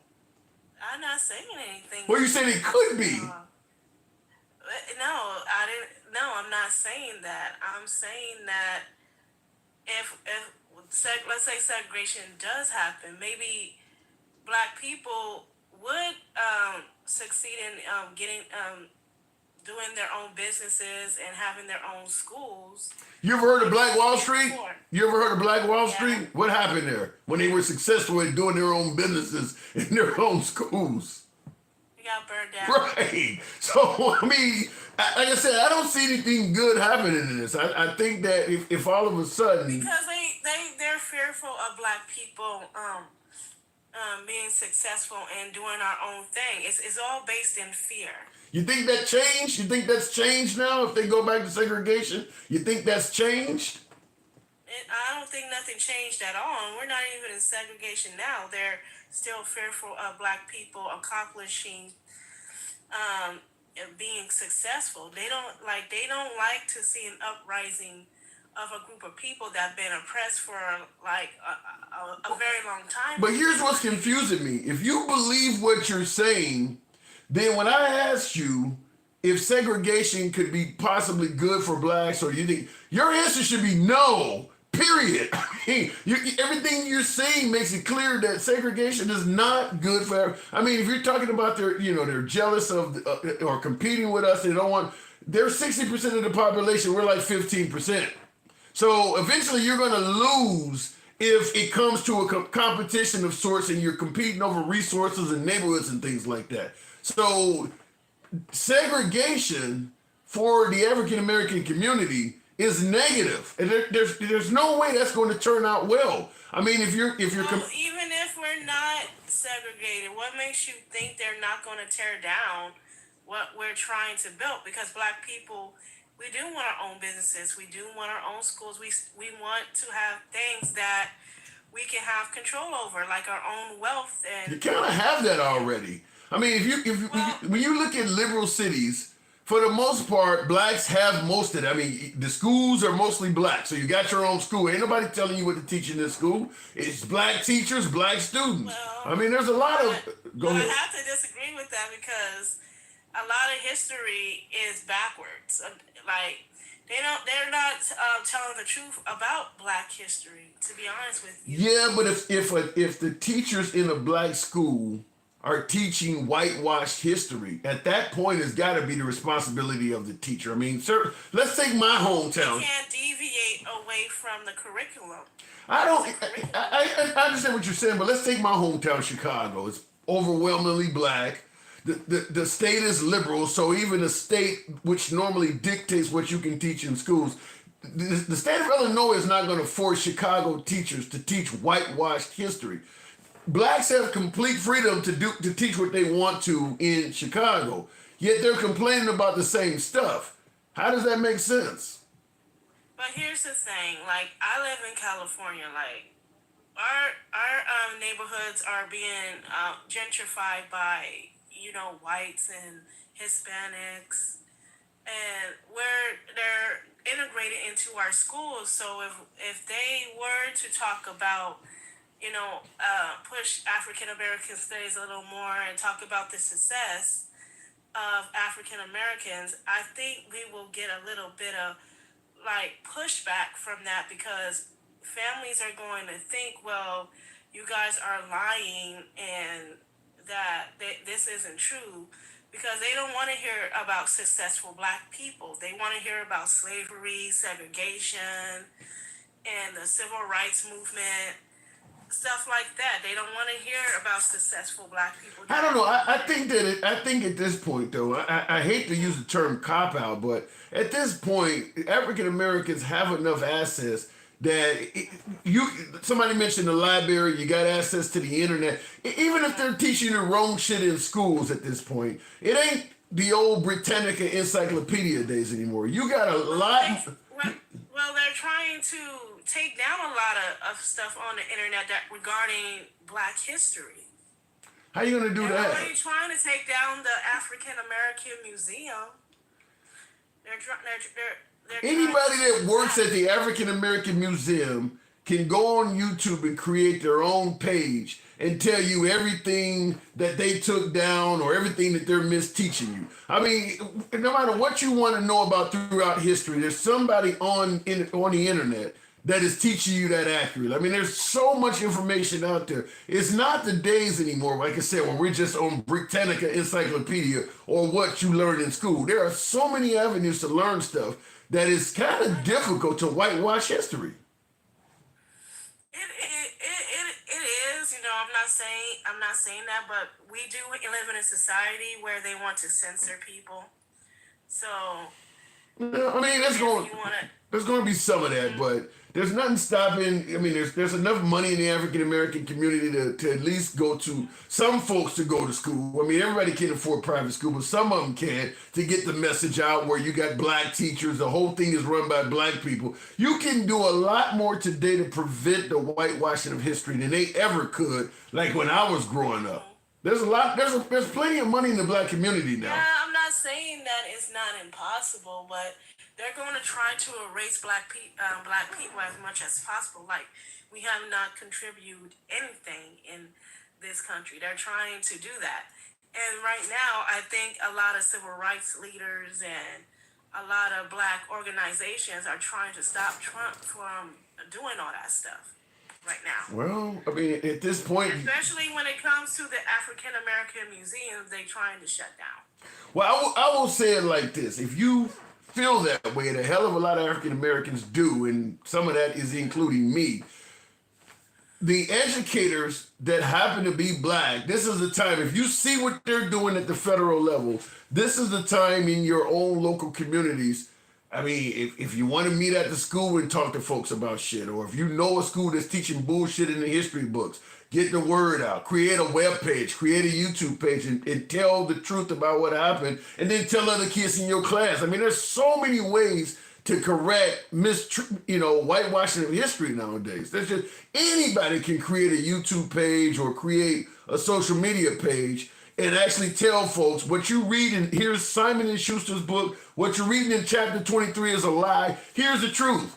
I mean, anybody can do that. So I think if what you're saying is true, and I'm not denying that some of it is not, so a lot of that stuff is true. They are trying to whitewash it in some areas, but the black community is in a position now to... The military, they're trying to whitewash the history of black people.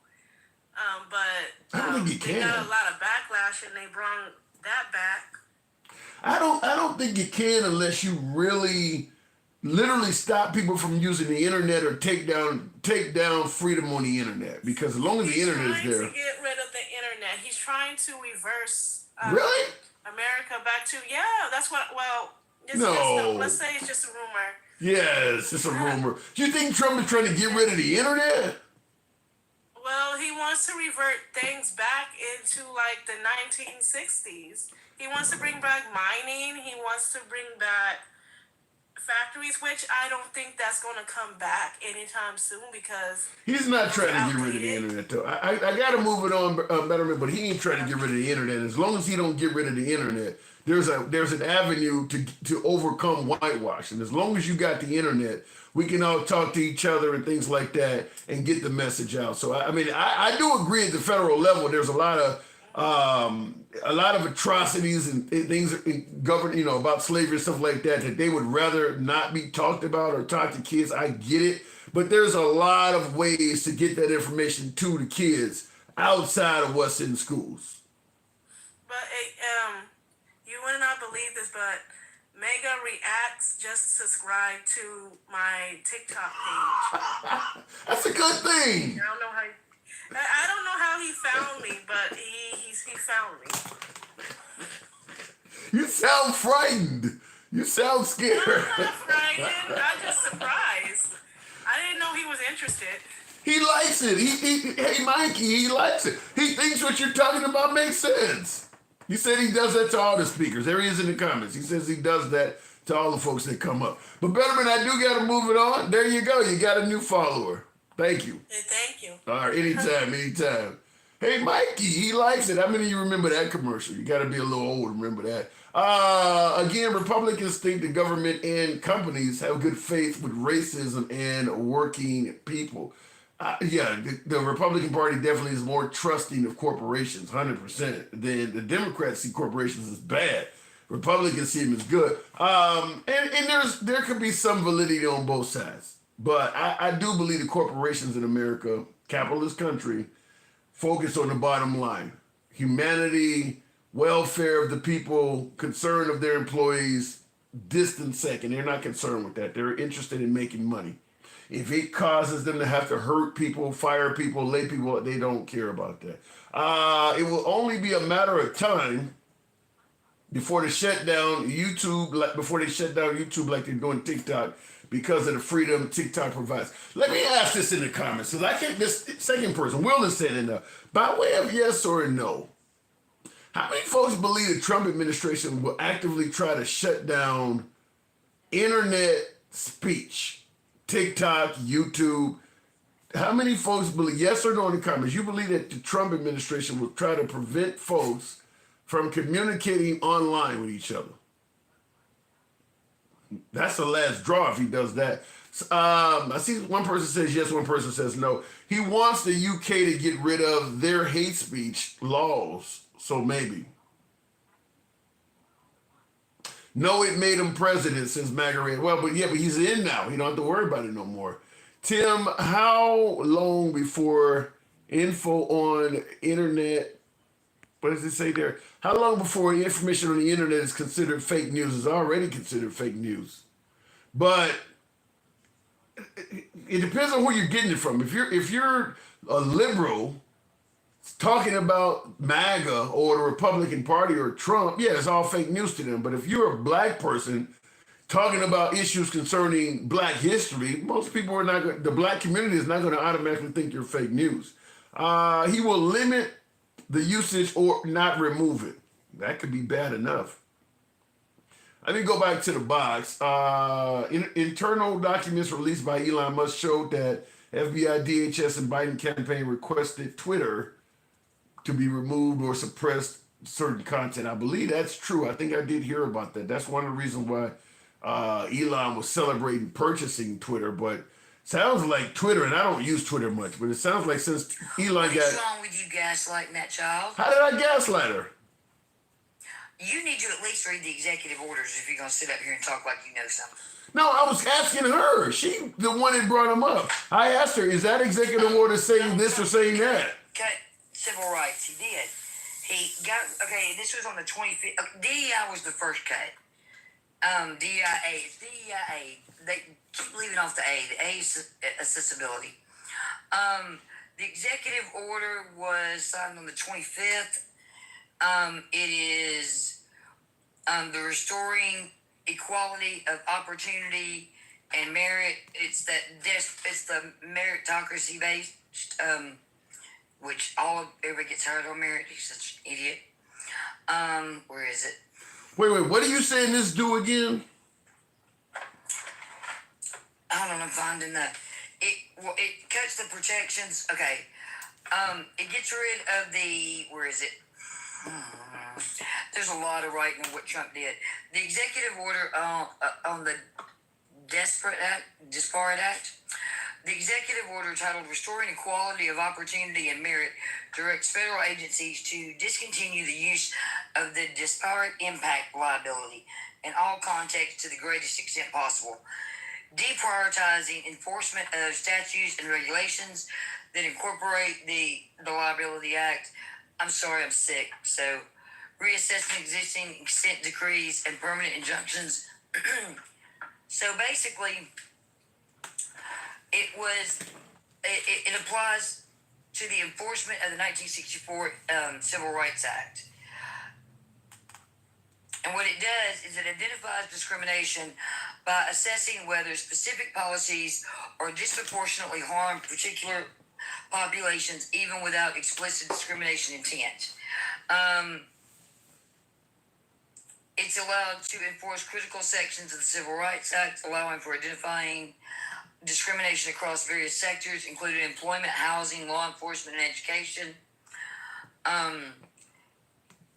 Did you hear the clip that I played it from the news station, though, that made it clear that it's only ceremonial. It actually doesn't have the power to do the stuff you're talking about because it doesn't go around the actual law, the actual amendment that's in place. He told Pam Bondi to pull this stuff up. The federal government is repealing it. This is an executive order he signed on the 25th. Federal government can't get rid of it. The federal government can't get rid of an amendment. They can't get rid of it. The Equal Rights is not an amendment. I mean, the Civil Rights isn't an amendment. It's an act. Okay. So in other words, get rid of those. So in other words, what you're saying when they stated here that it doesn't. So you're saying they're wrong. In other words. Yeah. All the protection for the discrimination is now gone. So why aren't people discriminating then? Give them time. I mean, it only happened on April 25th. I mean, come on now. You know, if they allowed people to go and discriminate, people would start doing that right away. I mean, they would be doing that now. If they could do that, they would be doing it now. It also is the one that took away women's protection for banking. That's what I'm saying. That's why I know. But that's what I'm saying. If these laws were you ain't gonna gaslight me. I know for I'm not gaslighting you. I'm not gaslighting you. I'm telling you, or I'm asking you, if people can do this wild stuff, why are there nobody doing it? Well, he just told Pam Bondi, like I said, it only happened on the 25th. We're not even 25 days away from that. Where's what he told her to do? Because there's a lot written here about it. Like, where'd it go?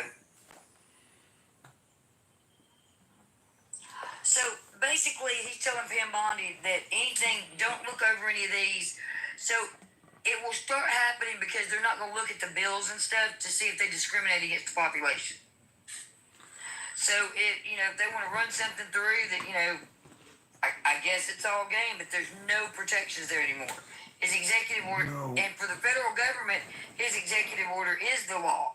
So federally, he can do that. Bro, here's why I'm pushing back. When they rolled back Roe v. Wade, people knew they could ban abortion, and it started happening immediately. If what you're saying, these laws are rolling back protections, it does bear to ask, why aren't people going back to being discriminatory and being bigoted and racist immediately? Because you know there's a lot of people that want to. If they could do it, they would be doing it now. What happened at the civil... No.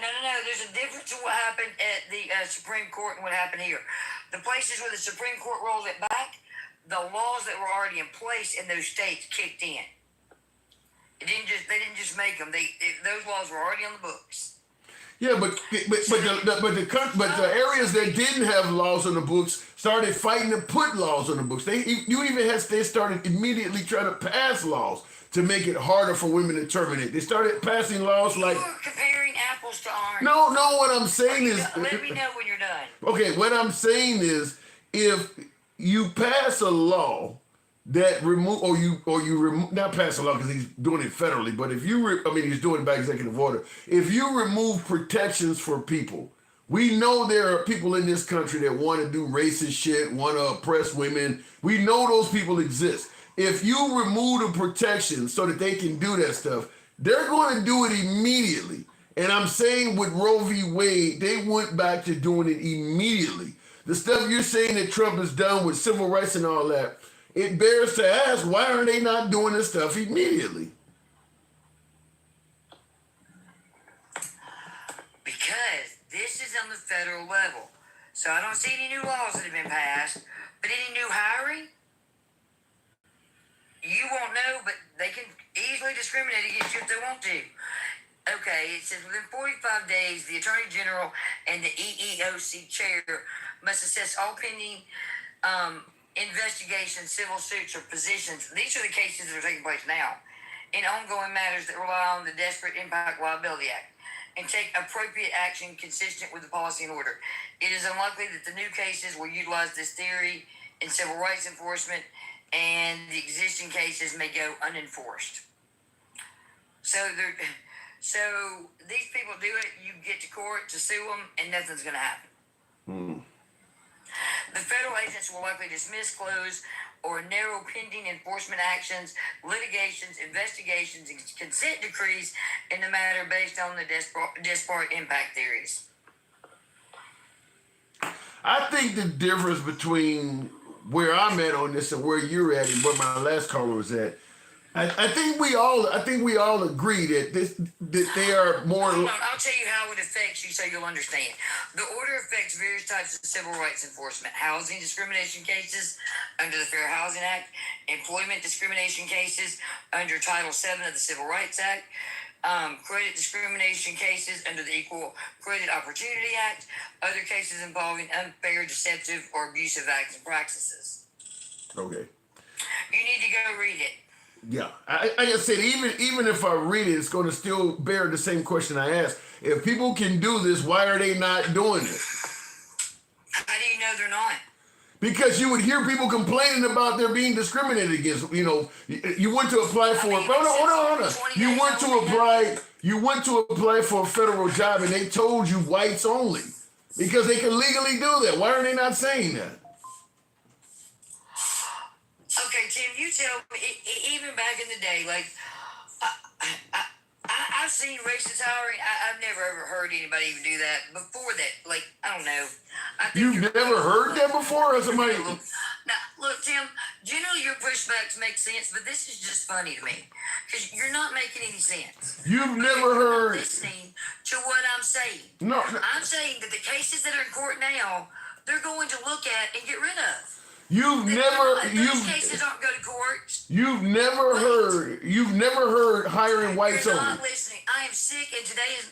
Please, I got very little voice. What I am trying to tell you is that right now, the civil rights cases that are in the court now, they're looking to dismiss them with no, resolve for the plaintiff. And any future cases will just be screwed. Does that make sense? And they're doing that right now.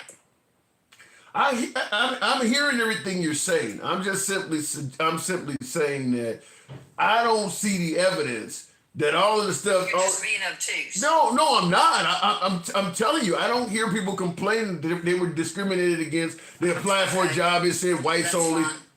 I haven't heard it. Here's what I was saying when you hold on. You can't hear nothing for all the crap Trump puts out there between the Pope getting elected and Trump trying to act like the Pope. Like, where will you hear these stories? The news is so full of bullshit, you wouldn't hear them even if they were there. Andy, what I'm telling you is, if it becomes legal by way of Trump to do this stuff, they're going to be out in the open doing it where Trump can't hide it. I mean, if, like I said, I applied for a federal job and they told me flat out, we're only hiring white people. They're not going to, if it becomes legal, they're not going to hide it anymore.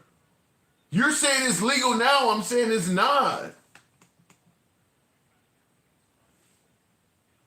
And apparently she dropped out, but yeah, I think the difference, listen, I think what it says, nobody, we don't report it here, so nobody reported her. I'll say this though, I think the difference between me and my last two callers is how close we are to this stuff.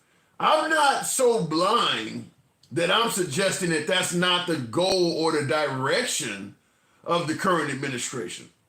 I'm just simply suggesting that they're trying to get us there. We're not already there. My last two callers are saying we're already there and they can do this stuff now. That's the difference. So it's not like I'm defending Trump and saying, no, this stuff ain't happening. No, I'm saying I do believe that if Trump had his way, a lot of the stuff she is suggesting, or both of my last two callers are suggesting, I think that if Trump had his way or members of his administration had their way, some of that stuff would become law. But I'm saying that I don't see evidence that we're there now. And she is saying that we're there right now. I don't see that. And the reason I'm saying I don't see that is because I think if we were there right now, people would, if you passed a law that people could be openly racist, they would be. They would be. If it ain't gonna be, if it's not a crime to do it, they would do it. Like she was mentioning during that era that they actually have stuff like that. Now on my screen there, you see a photo of a kid back in the day or a young man back in the day looking at a sign that says help wanted, whites only. They did used to do it.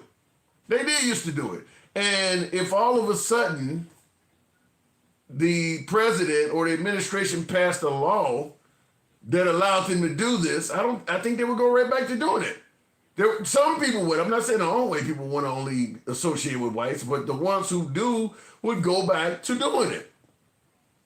So the fact that it ain't happening yet, it might leads me to only believe one thing. They are not legally allowed to do it yet. But my last two guests are suggesting that they are legally allowed to do it right now. And I'm saying I don't see that. I don't believe that, because I believe if they were legally allowed to do it right now, they would be doing it right now. Looking in the comments, it must be nerve-wracking having TDS. I feel for you. Like Shaka kind of love the song. Pablo, I don't know if you're talking about me or if you're talking about my last caller. Y'all seen that Bitcoin price? No, I have not seen the Bitcoin price. Bluntly, like a retarded fucking waterhead. William, I don't know what you're talking about, but if you elaborate, I'll read it out again. Trump used Twitter as a direct line to the American people, bypassing the media filters during his last presidency. That's true. That's true. I think Trump has changed the way future presidents will use the media. Obama was starting to use the internet, but yeah, Trump is taking it to another level. I mean, you can't hate on the guy. I mean, he used what works. It worked. So, you know, the liberals need to figure it out as well. People want to hear from their leaders. And Trump talks to the people. So it's working for him. I'm not going to say everything he says is true, but fact is he talked to the people. Let me go back to the box, because I'm getting hammered after my last two callers. I don't know what I've done wrong, but we'll continue on. What a dump truck. You can't have... hold on a second, gangster. And I already know what I'm about. Hang on there. Porous Gump says, what a dumb fuck. You can't have TDS when Trump is currently the president. You low IQ hunchback. Gangster, what's going on? I can't stand Joe fucking Pookie Ray ass. I can't. Look at you. You're cupcaking, you're fluffing, and you're bending the fuck over for a white man. You think that without the last caller and the caller before, she was telling you the damn truth. She was. How am I bending over for the white man? Look at you. Oh, Lord, I cannot. See, I try to get high before I deal with you, because I can't deal with you. And I don't have no TD, whatever the fuck you tripping. See, I call it like it fucking is. I can't stand the maggots. I can't stand him, because he's doing it. The civil rights is gone out of the federal. They took the cases away. Bye-bye. See you later, Pookie. So what you're saying is right now we no longer have federal civil rights. We don't. You can't read and you can't comprehend. So then I'm going. You really can't. So then I'm going to ask you, if we no longer have federal civil rights right now, why are there nobody violating it? Oh my fucking God! I swear to God, I can't. You shouldn't even have a platform, because you're just doing the most. You are gaslighting, and you ain't gaslighting my fucking ass. You ain't but you are not. Not today, Pookie. No, you are not. I'm trying. No, wait, hold on. I'm trying to be educated. I want this. You can call me poopy. You can call me stupid, whatever. I want you to educate me. I want you to make me smarter. Why? Why do we have? You have a platform. You should be educating your damn self. You should be reading up on this shit. Like you say, oh, he did good on the border. Let me tell you about the border, Pookie. Okay. So this is the last damn time you're gonna read my fucking lips. You understand me? Read me. He's breaking the fucking law. That's why there's no the border is so-called closed. He's breaking the fucking law. Okay? He won't let them come in and do asylum. But you know who he is letting the white people from South Africa. He's giving them a new plane to come up in here. Okay? Giving them money and shit. But he won't do it for the black and brown people. You need to get educated real quick. That part right there is true. I am aware that they're trying to let in South African. And the white. Yeah. The white. But he will not let them come to the border to get asylum, Pookie. Okay? So quit bending the fuck over to the white man. But we're talking about civil rights, gangster grandma. I'm not hearing. And the civil rights, the whole damn thing is gone. They told you. Didn't you read? Can't you comprehend anything? They said it. They did it. They froze it. So they froze So if blacks have lost, or minorities and women, I guess too. Can you say black people? Can you at least say black people, not black? That is kind of racist. And you black your damn self. It's black people. Saying Never mind. They went over your fucking head. Never mind. Go ahead. you really think saying blacks is racist? Go ahead. Go look it up. But Wow. I'm not going to tell you nothing. Okay, all right. Well, going back to you threw me for a loop with that. Wow. So Well, I'm more educated than you, and I'm supposed to be white, right? Go ahead. Okay. But I'm not white. Go ahead. Okay, at the very least, it would be a grammatical error if saying it should be black folks, not blacks. That makes it racist. Wow. Okay, what I'm saying is this: if they do not have to give you civil rights, why are there not African Americans complaining that they have been denied civil rights? I mean, they don't have to give them to you anymore. You comprehend? They're fighting them in court. Everything that he's been doing, they're fighting him in court. The Democrats are. Come on, comprehend this shit. People are mad. That's why they're out there protesting and stuff. They are mad as hell. But you have to be a cupcake. You have to be fifiing. You have to bend over for, Donald Trump. They're calling us that we got TDS, but you're the one that's clueless. You know what? You're the type of man, the black man, that you'll be yes master. Yes master. You believe anything that the maggots say. You believe anything because you're giving them the damn platform. You're giving them the platform. You are. You don't fight back. You don't tell them. You know what? It is racist to let the white tea South Africans come into the United States, but you're not letting them. You're not letting the black and brown people come in, do the same damn thing. Oh, you bitch about giving them what? Hotel rooms? But he's giving the white man hotel rooms. I was not aware about the hotel room part. I was not aware of that. He's giving them money and shit. Don't you read? Don't you understand what he's doing? Oh, Amnesty, you come in. Oh, you're so welcome here because you're white. Well, I like I said, I tend white. Wow, like I said, I saw what happened with the rolling back of Roe v. Wade. But before you can hang on a second, Gangsta Grandma, because Will seems to think the same thing. He says, "Do you really think that white racists are that foolish to come straight out? It will be a snowfall effect. It won't be right away because they are so afraid to be the first oddballs." Is that what you're saying too, Gangsta Grandma? He's right. He's right, but you over here cupcaking it and giving these motherfuckers a platform and say, oh yeah, he's not doing that. Oh, we have to give him time. Give him time for it. Take all of our fucking rights away. That's what he's trying to do now. He's doing it now. But you don't give a damn because you know why? Oh, now I'm called a racist. You know why I get called a racist? So I'm calling the white people out. I'm calling their asses out. I'm calling them out. I think, like I said, just like... You don't think that's not racist? You don't think what he's doing to the South Africans is not racist? Yeah. But he's kicking out all the black and brown people out. Yeah. Go fucking figure, right? Yeah. I don't disagree with that part. Let me tell you something. You let me tell you something. I'm so sick of you cupcaking ass little... You feel what I'm saying? No, I don't. I can't. No, I don't. Because you over here, you think it's funny. You give these motherfuckers the ammo. You give them motherfuckers the ammo. And we have to fight. We're fighting every damn day. Every damn day. The black and brown people, we are fighting.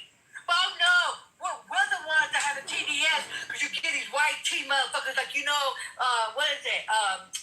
Mega reactor stuff. He sounds like kind of special needs type of shit. Yeah, you give him a damn platform. Oh, they say, yeah, you know what? That's not it though. It's not. Yeah, you're trying to white man. You're trying a white man? No. Get me the fuck out of here. Okay, I think... I wish you would let me be a co-anchor to you, and I'll drag that fucking white boy to hell and back on your platform. I wish you would let me. My guests think that you're a racist, Gangsta Grandma. You know what? Call me what the fuck you want, okay? Call me what the fuck you want. Black people can't be racist because we don't have the fucking thing up. We don't have the power like the white man do. I'm gonna do this. I'm going to do some. Hold on. I'm going to do something I don't normally do, but I'm gonna do this just once because somebody wants to talk to you, and we'll. The maggot dude. Can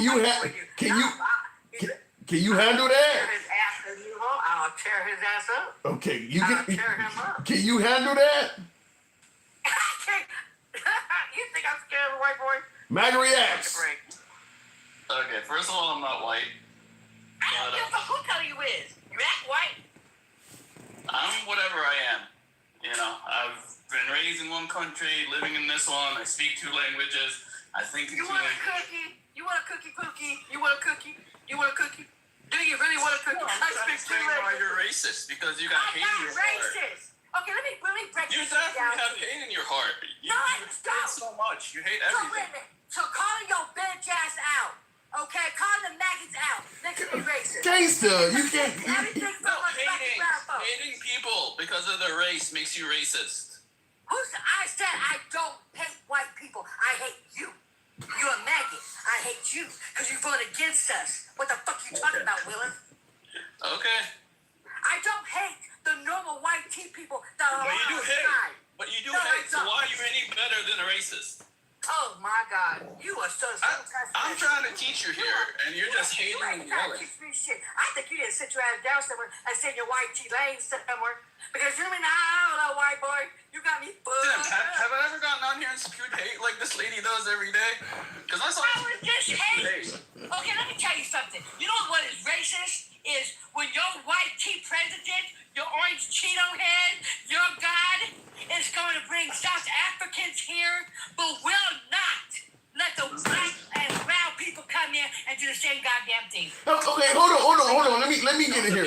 Hold on, let me get in here. I do want to ask you, MAGA React. She is right about that whole. They're letting South African refugees in here during a time when they're having the largest deportation in history and treating these white immigrants with respect like that. Why is that happening? Because she is right about that. He's also let Venezuelans. He's also let Haitians. No, he's not. He's not other people here. I mean, we're always taking refugees. No, he ain't. Kicking them out. Yeah, he is treating them a lot better than everybody else. Why is that? What's up?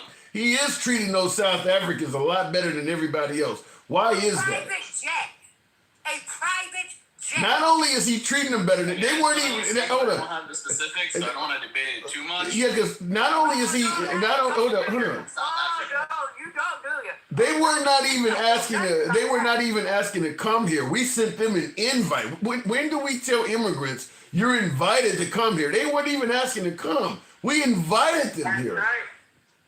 Yeah, I don't know the history, so honestly, I'm not. He don't know shit. That, so I'm See not that? gonna. You see that? He don't know shit. He don't know shit. When it comes to his orange speak about Jesus, things I don't know he don't about. know shit. But you want to call black women a You keep on all kinds racist. of And I shit you can don't call know your about. damn ass out. Go ahead. Okay, let him talk. Let him talk, Mac.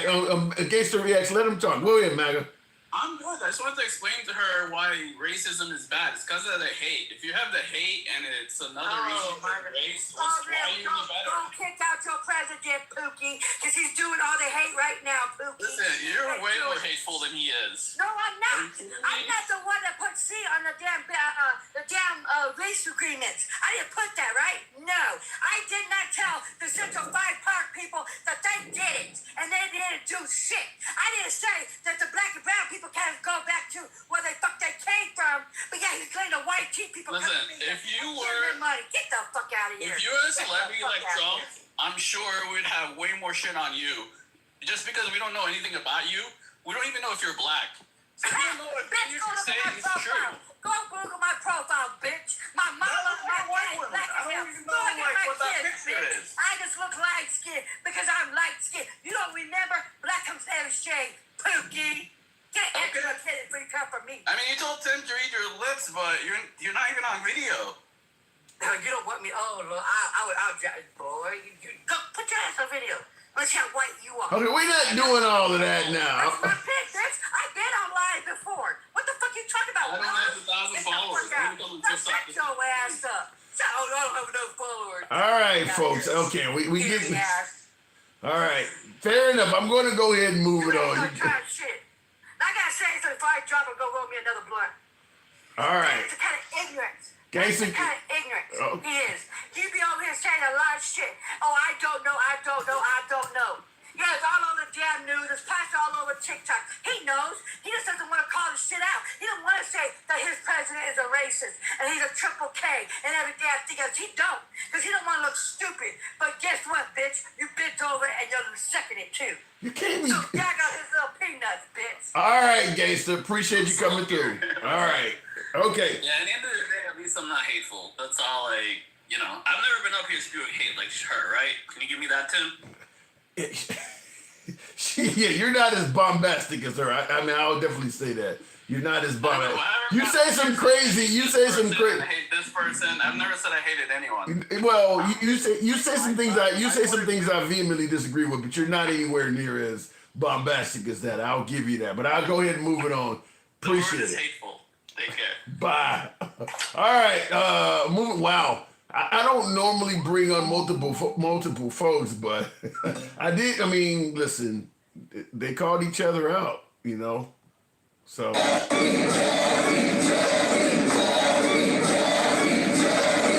How many of you remember the Jerry Springer show? It kind of felt like that for a moment there. We've been trying to bring the white racists out for years. It's like pulling teeth. But I would greatly appreciate it so I can see who they are. Well, yeah, we want to see what people are. But I will, like I said, I'm asking that question. If the law would allow people to be racist, like what the last three callers have had with the exclusion of MAGA Reacts, I have a hard time believing that nobody wouldn't do it. Now, Will pointed out, well, they wouldn't all do it at the same time. Maybe, but some would. Some would. I mean, you would have some folks going back to the whites only platform where they have the signs up and stuff like that. And the fact that nobody has done that is what I'm stating as a reason why I don't believe you can do it yet. But unlike what Gangster Grandma and some of the folks who were accusing me of fluffing were saying in the comments, I'm not defending Trump under the guise that I don't think he is capable of doing that. I just disagree that it's already there. I mean, some of the stuff Gangster Grandma was talking about, putting C on applications and the Central Park 5 and stuff like that, that stuff is true. She's going off and cussing people out and shit like that, but everything she said was not false. Her delivery is not good, but everything she said was not false. I just think that, like what I brought up with MAGA Reacts about the whole immigrants from South Africa. It is clear that the Trump administration seemed to be treating white immigrants better than brown and black ones. I don't deny that. I just think that the picture the last few callers painted is something that we're headed to as opposed to actually at already. And that's where the difference is. I don't disagree with them very much, other than they believe we're there already. I believe we could be headed there. And I'll leave it at that. They are fast tracking them to citizenship. Yeah, the South African thing, if you want to say that Trump is treating, more favorable to whites than blacks, the South African immigrant thing is a really good case to make. I mean, how you just went to this country. Because, look, the white people in South Africa are currently being mistreated. But there's a historical context to it. They stole land from the black citizens in South Africa throughout history.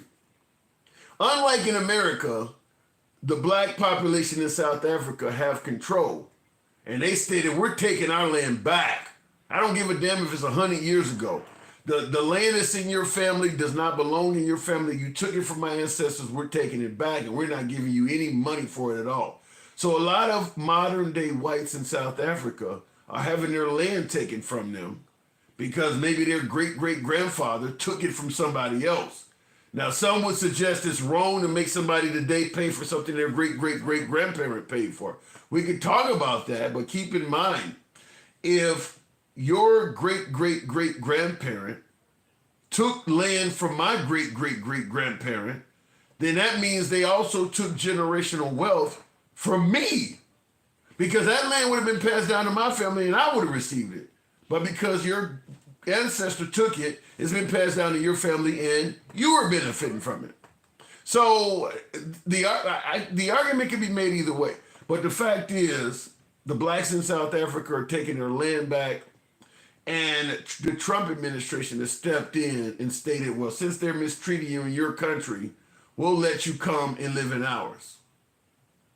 It definitely looks like Trump is more favorable to white immigrants because some of the brown immigrants, black ones too, but particularly some of the brown immigrants he's kicking out, they got real horror stories. They're not just talking about their land got taken. Some of these folks are literally talking about people are trying to take my life. And he's like, fuck it, go back anyway. But this guy who lost his house, well, you can come back. I mean, it does look like he is being far more favorable to white immigrants. I don't think there's any way to spit shine that. There's no way to make that sound any better than what it actually is. He is more favorable to white immigrants. Why do you think these Triple K and Yahtzees are wearing masks, but they are local police officers and doctors and politicians? That is true, but I think the mask in that case is because the KKK and all of them, they wear masks because they're trying to commit crimes. They're out committing crimes. Even when the KKK was in operation, what they were doing, albeit it wasn't enforced, it was illegal even then. Even back in the 1920s, they were committing, violent felonies against people of color. It was illegal even then. It wasn't like the local law enforcement was going to enforce it. You see Mississippi burning. It ain't like they really going to do anything about it, but they wore masks because they were actually committing horrible crimes.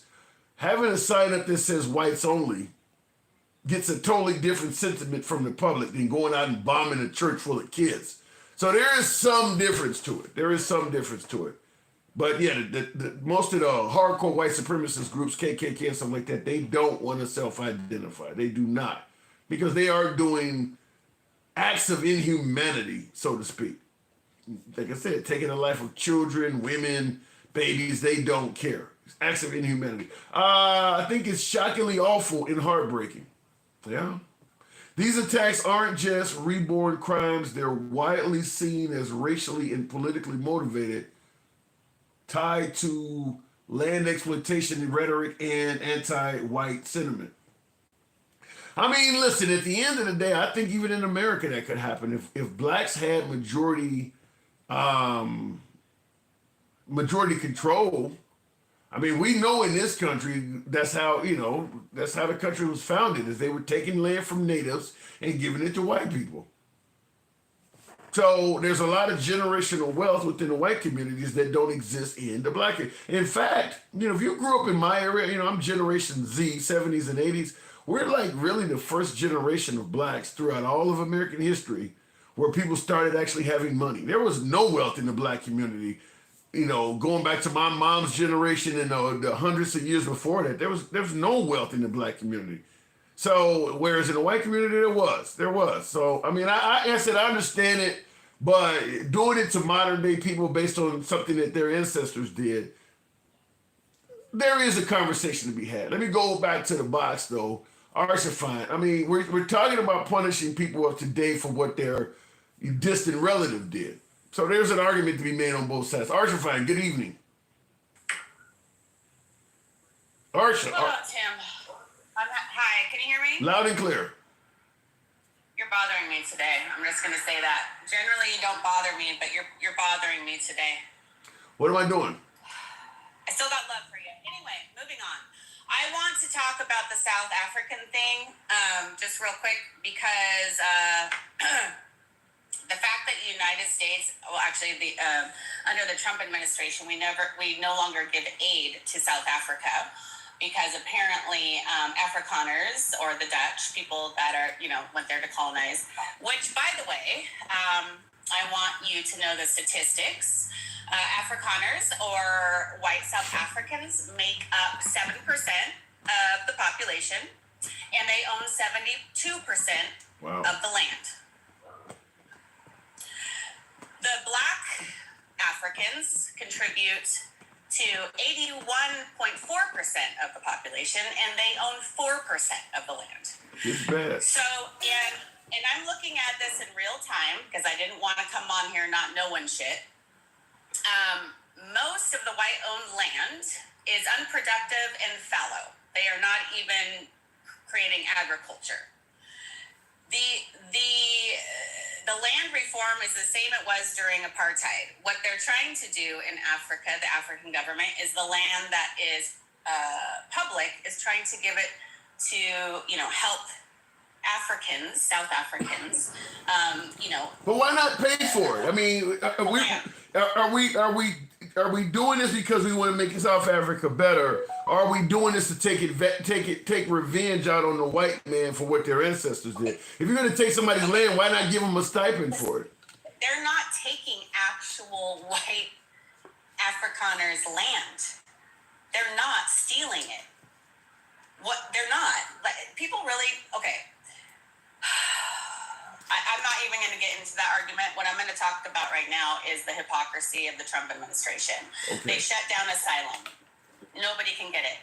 The Afghanistanis that fought alongside the United States of America for all of those years were guaranteed refuge in this country. He has wiped that away. Yeah. Those people are now going to go back to a country. They could be killed. All of them are going to die. Yeah. Trump is not friendly to black and brown immigrants. But what you're telling me is these white Afrikaners are in so desperate need that you're going to give them a fast track railroad. They're going to have free housing, free health care, because that's what we give to people that are seeking asylum, right, and refugees, and all these things, and that's okay. Why is Tim? Tell me why one group. I just stated it. Trump is not friendly to black and brown immigrants, legal or otherwise. I've said that many times on the show. Okay, and then back to the whole. Okay, I'm so frustrated right now. I feel like I need to smoke some weed with Granny. Anyway, okay, let me go back to shit. There's so much happening today. You saying, okay, first off, until the United States government, not the Southern, Hold on 1 second, because I see comments that are kind of humorous. Mr. Splackerville says O.J. Simpson had to steal his shit back too. So is that what we're looking at, a violent acquisition of your property? First off, I don't think making jokes about certain things is productive when we're talking about racial inequality, but yeah, ha ha ha. Anyway, until the United States government designates the KKK as a terrorist organization, we're not going to have real change in this country. Why has that not happened? And another thing, when you were saying, if all these things being rolled back, why aren't white people just doing it out in the open? Tim. I'm listening. Even with the laws, they were discriminating against women, people of color. And have we? Not everybody just says all the shit out loud, right? But some of them do. But there also is, subtle polite racism. Okay. There is subtle polite racism. True. And you and I have probably experienced it in our lifetime, where they'll say something and you're like, oh my God, what the fuck was that?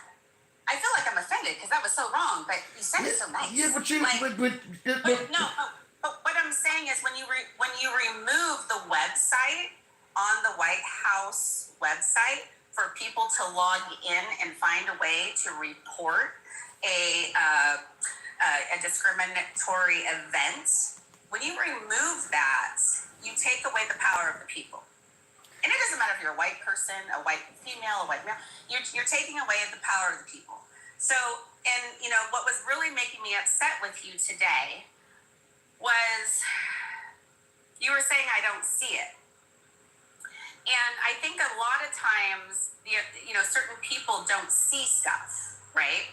And that is just because you don't see it doesn't mean it's not happening. True. And by the time you do see it, it might be too late. You're like, oh fuck, I I see it now. Like how long did it take till they start smelling people coming out of a freaking camp? Yeah, but here's what I keep saying. If you could legally, okay, if Trump used the executive order to get rid of the Civil Rights Act, which is what my first call, two callers ago were saying, if he'd done that, there would be people, not everyone, like you said, some people want to be a little bit more clandestine about it, but some folks don't give a shit. Certainly if you're in an area, if you're in a far right area, like I said, rural Alabama, rural Louisiana somewhere, where a lot of people in the community already think that way anyway, they would be out in the open with it. We only serve whites, we only hire whites, they would do that. And the fact that you don't see that yet, to me, is an indication that Trump has not rolled it back all the way like that yet.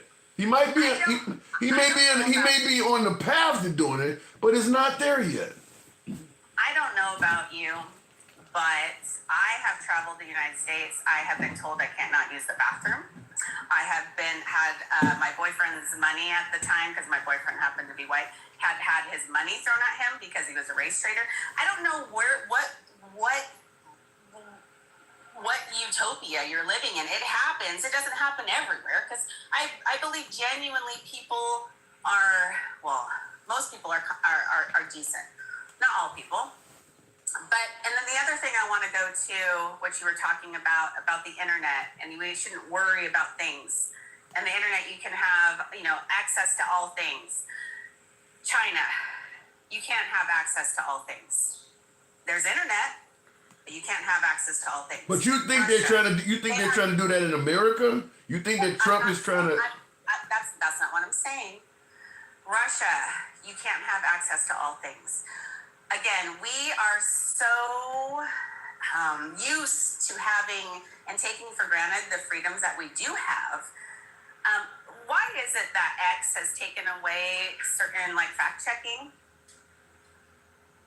Because they want uncensored free speech. Well, no, because if you say something that X doesn't like, then they'll take it down. Have you seen anybody complaining that this happened? Have you not heard this? I don't use X. I don't use X. I don't either, because I feel like it's like the toilet of the Yeah, internet. exactly. I don't use it for that same reason. Plenty of people have complained about it, about their free speech being removed or blocked. Okay, yeah, I don't use X for that same reason. It's turned into a cesspool of trash. But I will say though, I'm just not seeing enough of this quite yet. Like you said, for instance, you've been places and they told you can't use the bathroom. Did they tell you because you're black? Well, why'd they let the other person behind me use the bathroom? Maybe they knew him. Tim, stop it. No, I'm saying that if people could do this stuff, they would be out in the open with. Some people would be out in the open with it. You don't think anybody would be out in the open with this? That was pretty out and open. That lady in the park cursing out and saying the N-word to that kid was pretty out in the open. That lady on whatever news channel saying, yeah, I use the word all the time. Yeah, Marie, whatever. She's pretty out in the open. Yeah, but Arsha. There's plenty of people that are out. Arsha, you've had people. We just don't listen to it because that's gross. Arsha, we're talking about Trump though. You've had people call black folks the N-word under Obama, under Biden, long before Trump came along. I mean, that's always going to happen. You're going to always have a few idiots out there. You're making it sound like Trump has legalized something, though. I'm telling you, I don't see any evidence where he has legalized anything. Listen, no MAGA reacts, I'm not going to sue, because you're not going to change people's minds by suing them. Anyway, ignorance is ignorance. But again, you could just look at it with, policy. You're going to get rid of all these brown people, but you're going to give white Afrikaners who actually are not being persecuted or living in harm's way a fast track to citizenship.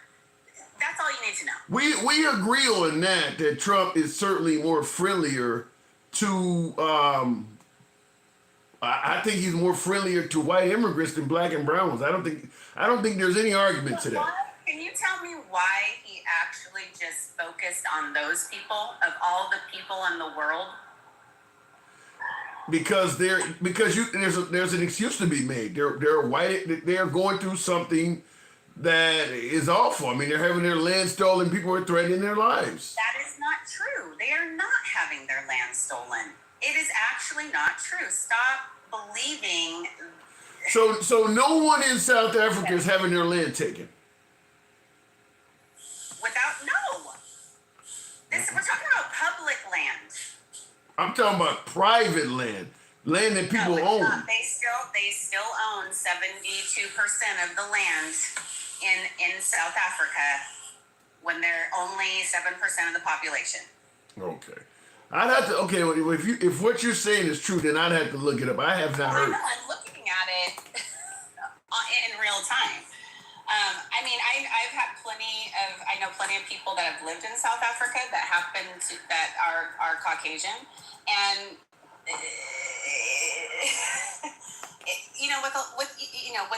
apartheid wasn't that long ago, and being oppressed and putting in the little boxes, and not having the rights to your own, the place where you were born, right? They weren't taken and brought there.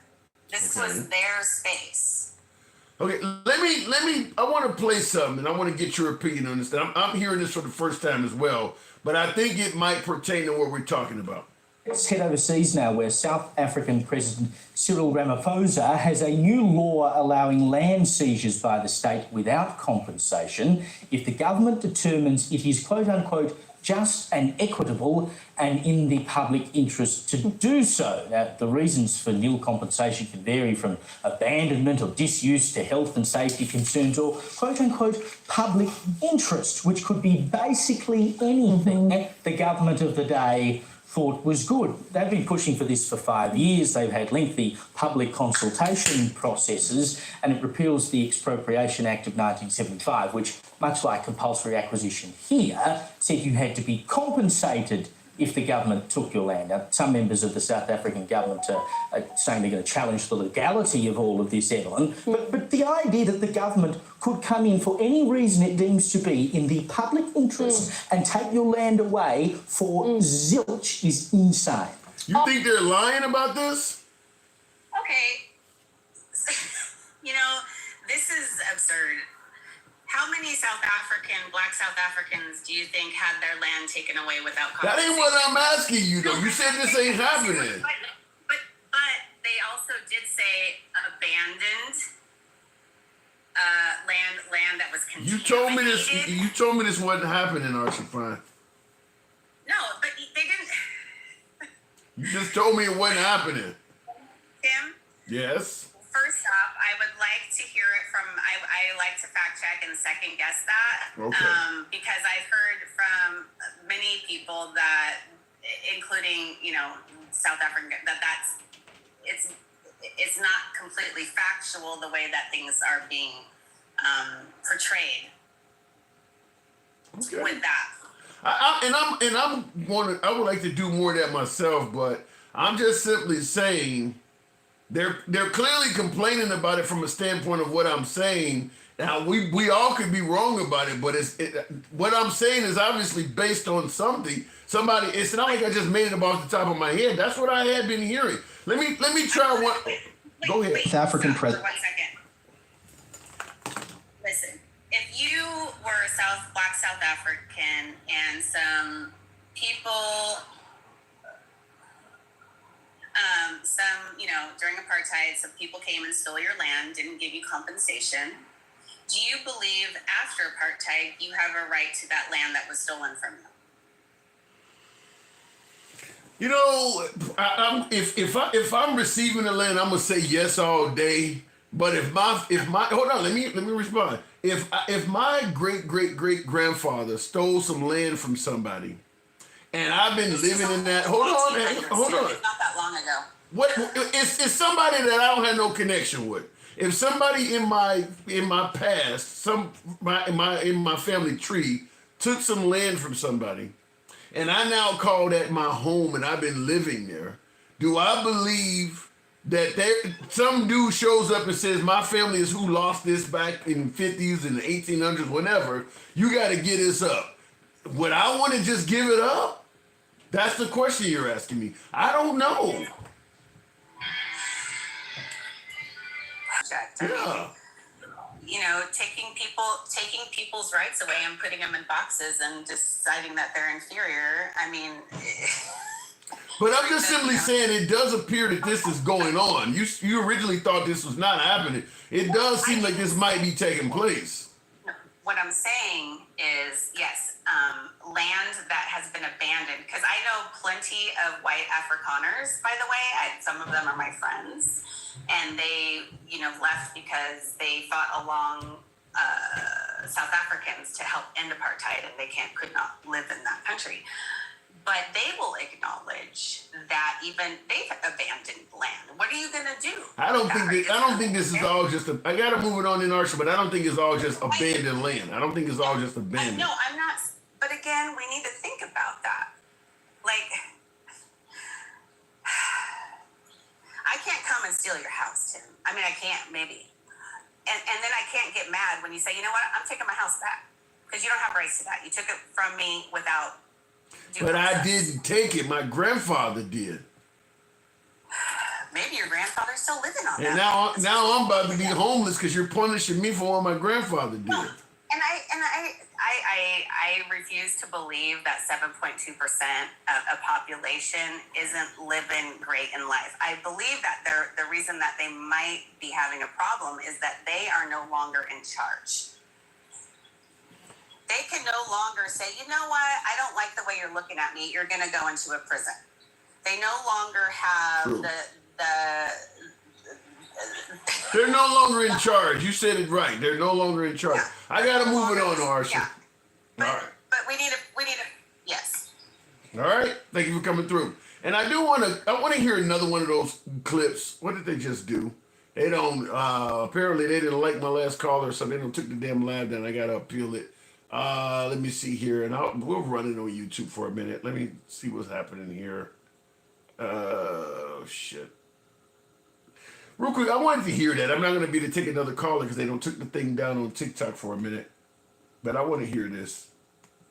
Cyril Ramaphosa has signed into law a bill allowing land seizures by the state without compensation, a move that has put him at odds with some members of his government. Black people only own a small fraction of farmland nationwide more than 30 years after the end of the racist system of apartheid. The majority remains with the white minority.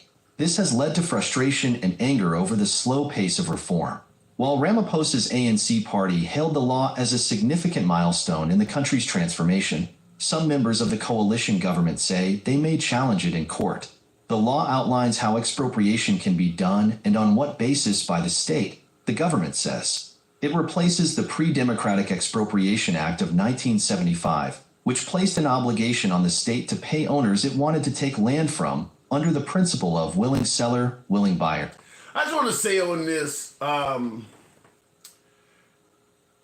can see both sides of it. I can see both sides of it.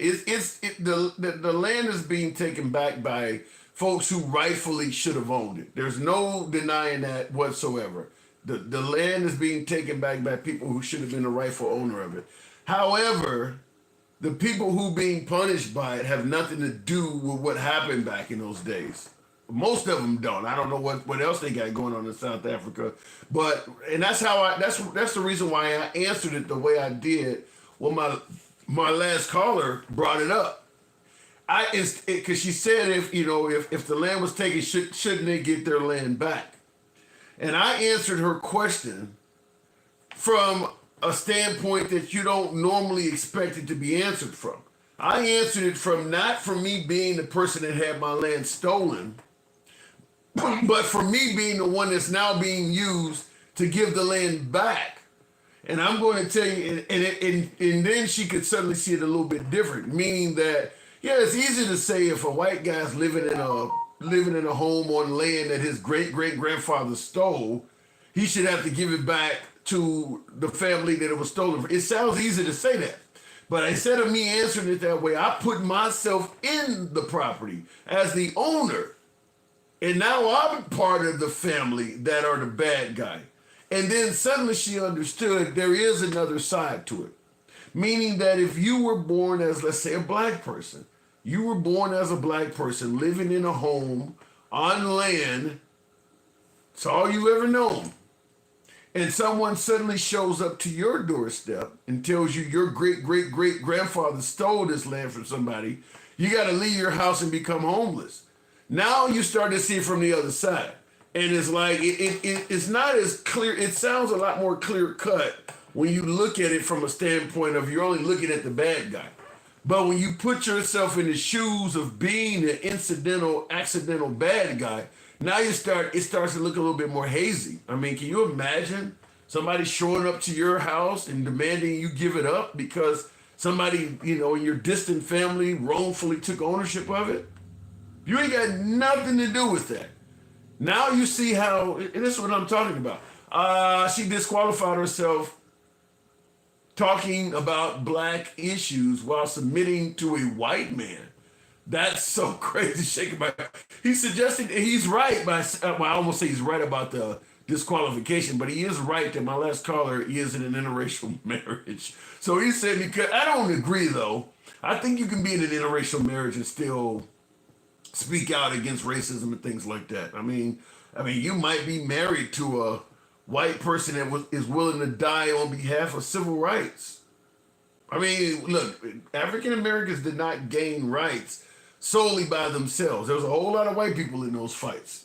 A whole lot of white people lost every damn thing fighting on behalf of blacks. Some lost their lives. They say, what is it? Some gave, all gave some gave all. If you were fighting on behalf of civil rights, you're just as much an enemy as the people they don't want to give civil rights to. You're an N-word lover. A good example would be anytime you hear somebody fighting on behalf of Black Lives Matter, protesting on behalf of Black Lives Matter. If something bad happens to them, even if they're white, the folks who don't like Black Lives Matter are going to celebrate it. Think Kyle Rittenhouse. He didn't kill anybody black. People he took out were white. But they're going to be viewed in the eyes of some as N-word lovers. Same thing with Daniel Perry. Not Daniel Penny on the subway, but Daniel Perry is another one that was down in Texas during a Black Lives Matter protest where they were blocking the streets off, and he deliberately instigated for the Black Lives Matter protesters to come to his car, and he shot and killed one. He was found guilty of murder, and Texas Governor Greg Abbott pardoned him. If you take out somebody that's a member of BLM, even if they're white, people are going to like it. You're an N-word lover. So it can happen both ways. I think we are well on the way to North Korea. I think we are well on the way to North Korea type internet. You think Trump is that bad? He's going to start acting like Kim Jong-un? So here's the problem with that. And I'm not saying that, like what I've told all of my last few callers, I'm not saying that Trump doesn't want some of this shit. It's a difference between wanting and getting. America is a country where, 45% of the population have guns? I don't think it would be as easy to turn America into a dictatorship unless you're going to have a lot. Now, the problem is, if you can get a large portion of the American population to voluntarily enter a dictatorship, and then the citizens may not have as much power. And I'm afraid that absolutely could happen because of hatred. Because of hatred. If listen, if you're offering me hate, I'll go with you anywhere. So even to the point of a dictatorship, I could see that could possibly happen. But if you don't have it from that standpoint, then I would see it to be very difficult to turn America into a dictatorship because there's just too many people in the country that have firearms. There are too many people that can defend themselves. But like I said, if you got half of the population that's okay with becoming a dictatorship just because you're giving them something they want, then that might be something different, and I can see a possibility of something crazy like that happening. And Will G says, simply put, because Trump ain't shit. All right, let me look in the comments real quick. I'll see if TikTok, that might be a Fox News type propaganda video. Well, the problem is, Will, there's so many of them. I thought the same thing when I play, if I'm playing MSNBC, CNN, or Fox News, I know folks are going to view a lot of this stuff because you don't trust certain news sources. But there's a lot of videos on behalf of what South Africa did. I believe there's somewhere in here where the leader of South Africa actually spoke out and bragged about what he was doing. But now, it ain't on Fox News. There's a lot of people talking about what they're doing over there. I'll see if I can find any language on it. There's a lot of talk from the South African government about confiscating the land of white people. We will not make the mistakes that others have made in dealing with the question of land. We will not allow smash and grab interventions. And really going in the direction of Zimbabwe. Couldn't accept perpetual occupation of most of that guy speaking. I believe their president said something like, "We will take the land."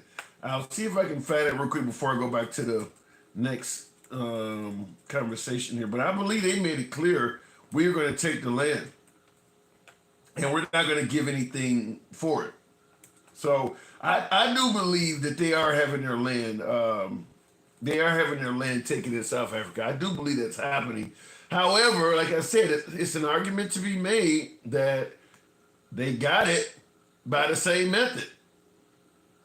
Let me see what this one is here. South African President Cyril Ramaphosa has promised to accelerate the distribution of land to black populations in the country. Ramaphosa on Tuesday insisted that they need to carry out a reform intended to heal the wounds of the past and to distribute land to blacks. We will not allow smash and grab interventions. That we will not allow. We will handle this matter in the same way that we have always handled all difficult issues in our country. We will handle it with responsibility. According to a recent study, agriculture remains largely in the hands of the descendants of the settlers. The white farmers held 73% of the land against 85% at the end of apartheid. The new president also said he is determined to heal the wounds of the massacre of Marikana when 34 miners were killed by the police in 2012 in a mine belonging to the society which he was. Yeah, I think that they are taking the land back from whites over there. But like I said, it's a two-sided coin. I mean, you took the land, you took it, but it is something. I get that they don't own the land, but the idea that you're taking stuff back from somebody that had nothing to do with what their grandfather. I mean, I don't know what my great grandparents did, and I'd hate to be held responsible for anything they may have done back in the day. I mean, maybe my granddad took some money from somebody during the dice game, and the guy, all of a sudden, the guy's grandkid, like, I want that money back. I don't want to be held accountable for anything that people did way back. So I can see the argument from both sides. However, I also see the argument from the side of the black folks. Like, this is land that would have been in my family that would have been accumulating value, but because your people stole it, you've been benefiting from the accumulation of that value that my family should have. And my family is far more poorer because of the robberies, the historic robbery from your family. I mean, it's an argument I can see on both sides. If I'm the family that had the land stolen, I want that family to give my family that land back. If I'm the family that grew up in that house that had nothing to do with the taking of the land, I don't want to give it back. So I understand it from both sides. Are we victimizing white people now? No, we're not. But back then, when they were victimizing blacks, it was okay. It ain't ever okay to victimize somebody. It's never okay. It wasn't okay then. And I'm talking about the fact that I don't necessarily think it's okay to victimize in revenge. And that's what they're doing. They're victimizing in revenge. The people who lost their land when the whites took it were victims. If you take land from a white person now that had nothing to do with the whole thing back in the day, they're equally victims. Here, let me give you another good example. We know this land was taken from the Native Americans.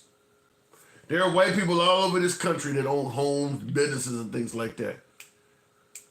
If you're a white person in your 20s or 30s, and some Native American shows up and says, I want your land because, it was taken. I think that white person is a victim too. Victimization and revenge is still victimization. Like I said, I see it both ways. The land was stolen, but coming back and stealing it from somebody that had nothing to do with the theft, you're victimizing a new person. Yet they face no pressure to apologize, pay reparations, or atone because the current narrative demands one-way guilt aimed only at Western whites. Well, I think a lot of this stuff could have been squashed a lot earlier if there was some atonement and things like that back in the past instead of denying it and letting it fester around for so long. Fact is, while I can see victims on both sides of the aisle, the whites in this, historically, the whites have done a lot of people wrong. It's just a historical fact that the whites in both of these countries have done a lot of people wrong. And the argument is, since they're all dead, there should be no consequences for what they've done. The problem is, when you look at legacy, when you look at wealth passed down from generation to generation, there's plenty of damage from what they've done. There are plenty of white families that still own farms and shit that's been in their family since the 1800s. Every white person that acquired land from that time has not gotten rid of the land. It's been passed down throughout families. Meanwhile, natives and blacks and all these other folks did not have the ability to do so. So, there's still actual damage taking place even in 2025. Now, the white community don't often like to admit that, but what was done in the past still has relevance today in some areas. Every white family is not inheriting land, I get it. But there are plenty of them that have. Or plenty of them that may, let's say for instance, you inherited land, your family inherited land in the 1800s. Maybe they sold the land in the 1940s and bought another business or something. And that business has been prosperous. It all still may have stemmed from the illegal acquisition of land. Whereas none of this existed in those other communities. There is a lot of wealth that has been passed down throughout the generations for what happened. And it's hard to state that none of that has had an effect on anybody of today, because that's just simply not true. As I stated before, when I was a child, there was no wealth in the black community. It was only in the white community. And they weren't still taking land in the 1960s and 1970s. It was the trickle-down effect from all that shit. It was still having an effect. So the idea that it doesn't have an effect on people today, that's not necessarily true. Will G says Trump plans to take more land from native reservations and national parks as we speak. That is true. I have heard about that. I have definitely heard about that. Foresting, we don't need Canada for their wood. He's talking about, I have heard about that. That's who we elected. That is our president. That is who we chose because Kamala Harris was not fitting the bill. Nevertheless, I do appreciate the likes on the screen. TikTok, I didn't even check the appeal, but we've ran around. Interesting times, though. Interesting times. Folks are suggesting that Trump is trying to really, literally get rid of civil rights. Wow. That's dark. It's your boy Tim, the handsome liberal. Catch you folks tomorrow. Thank you for tuning in.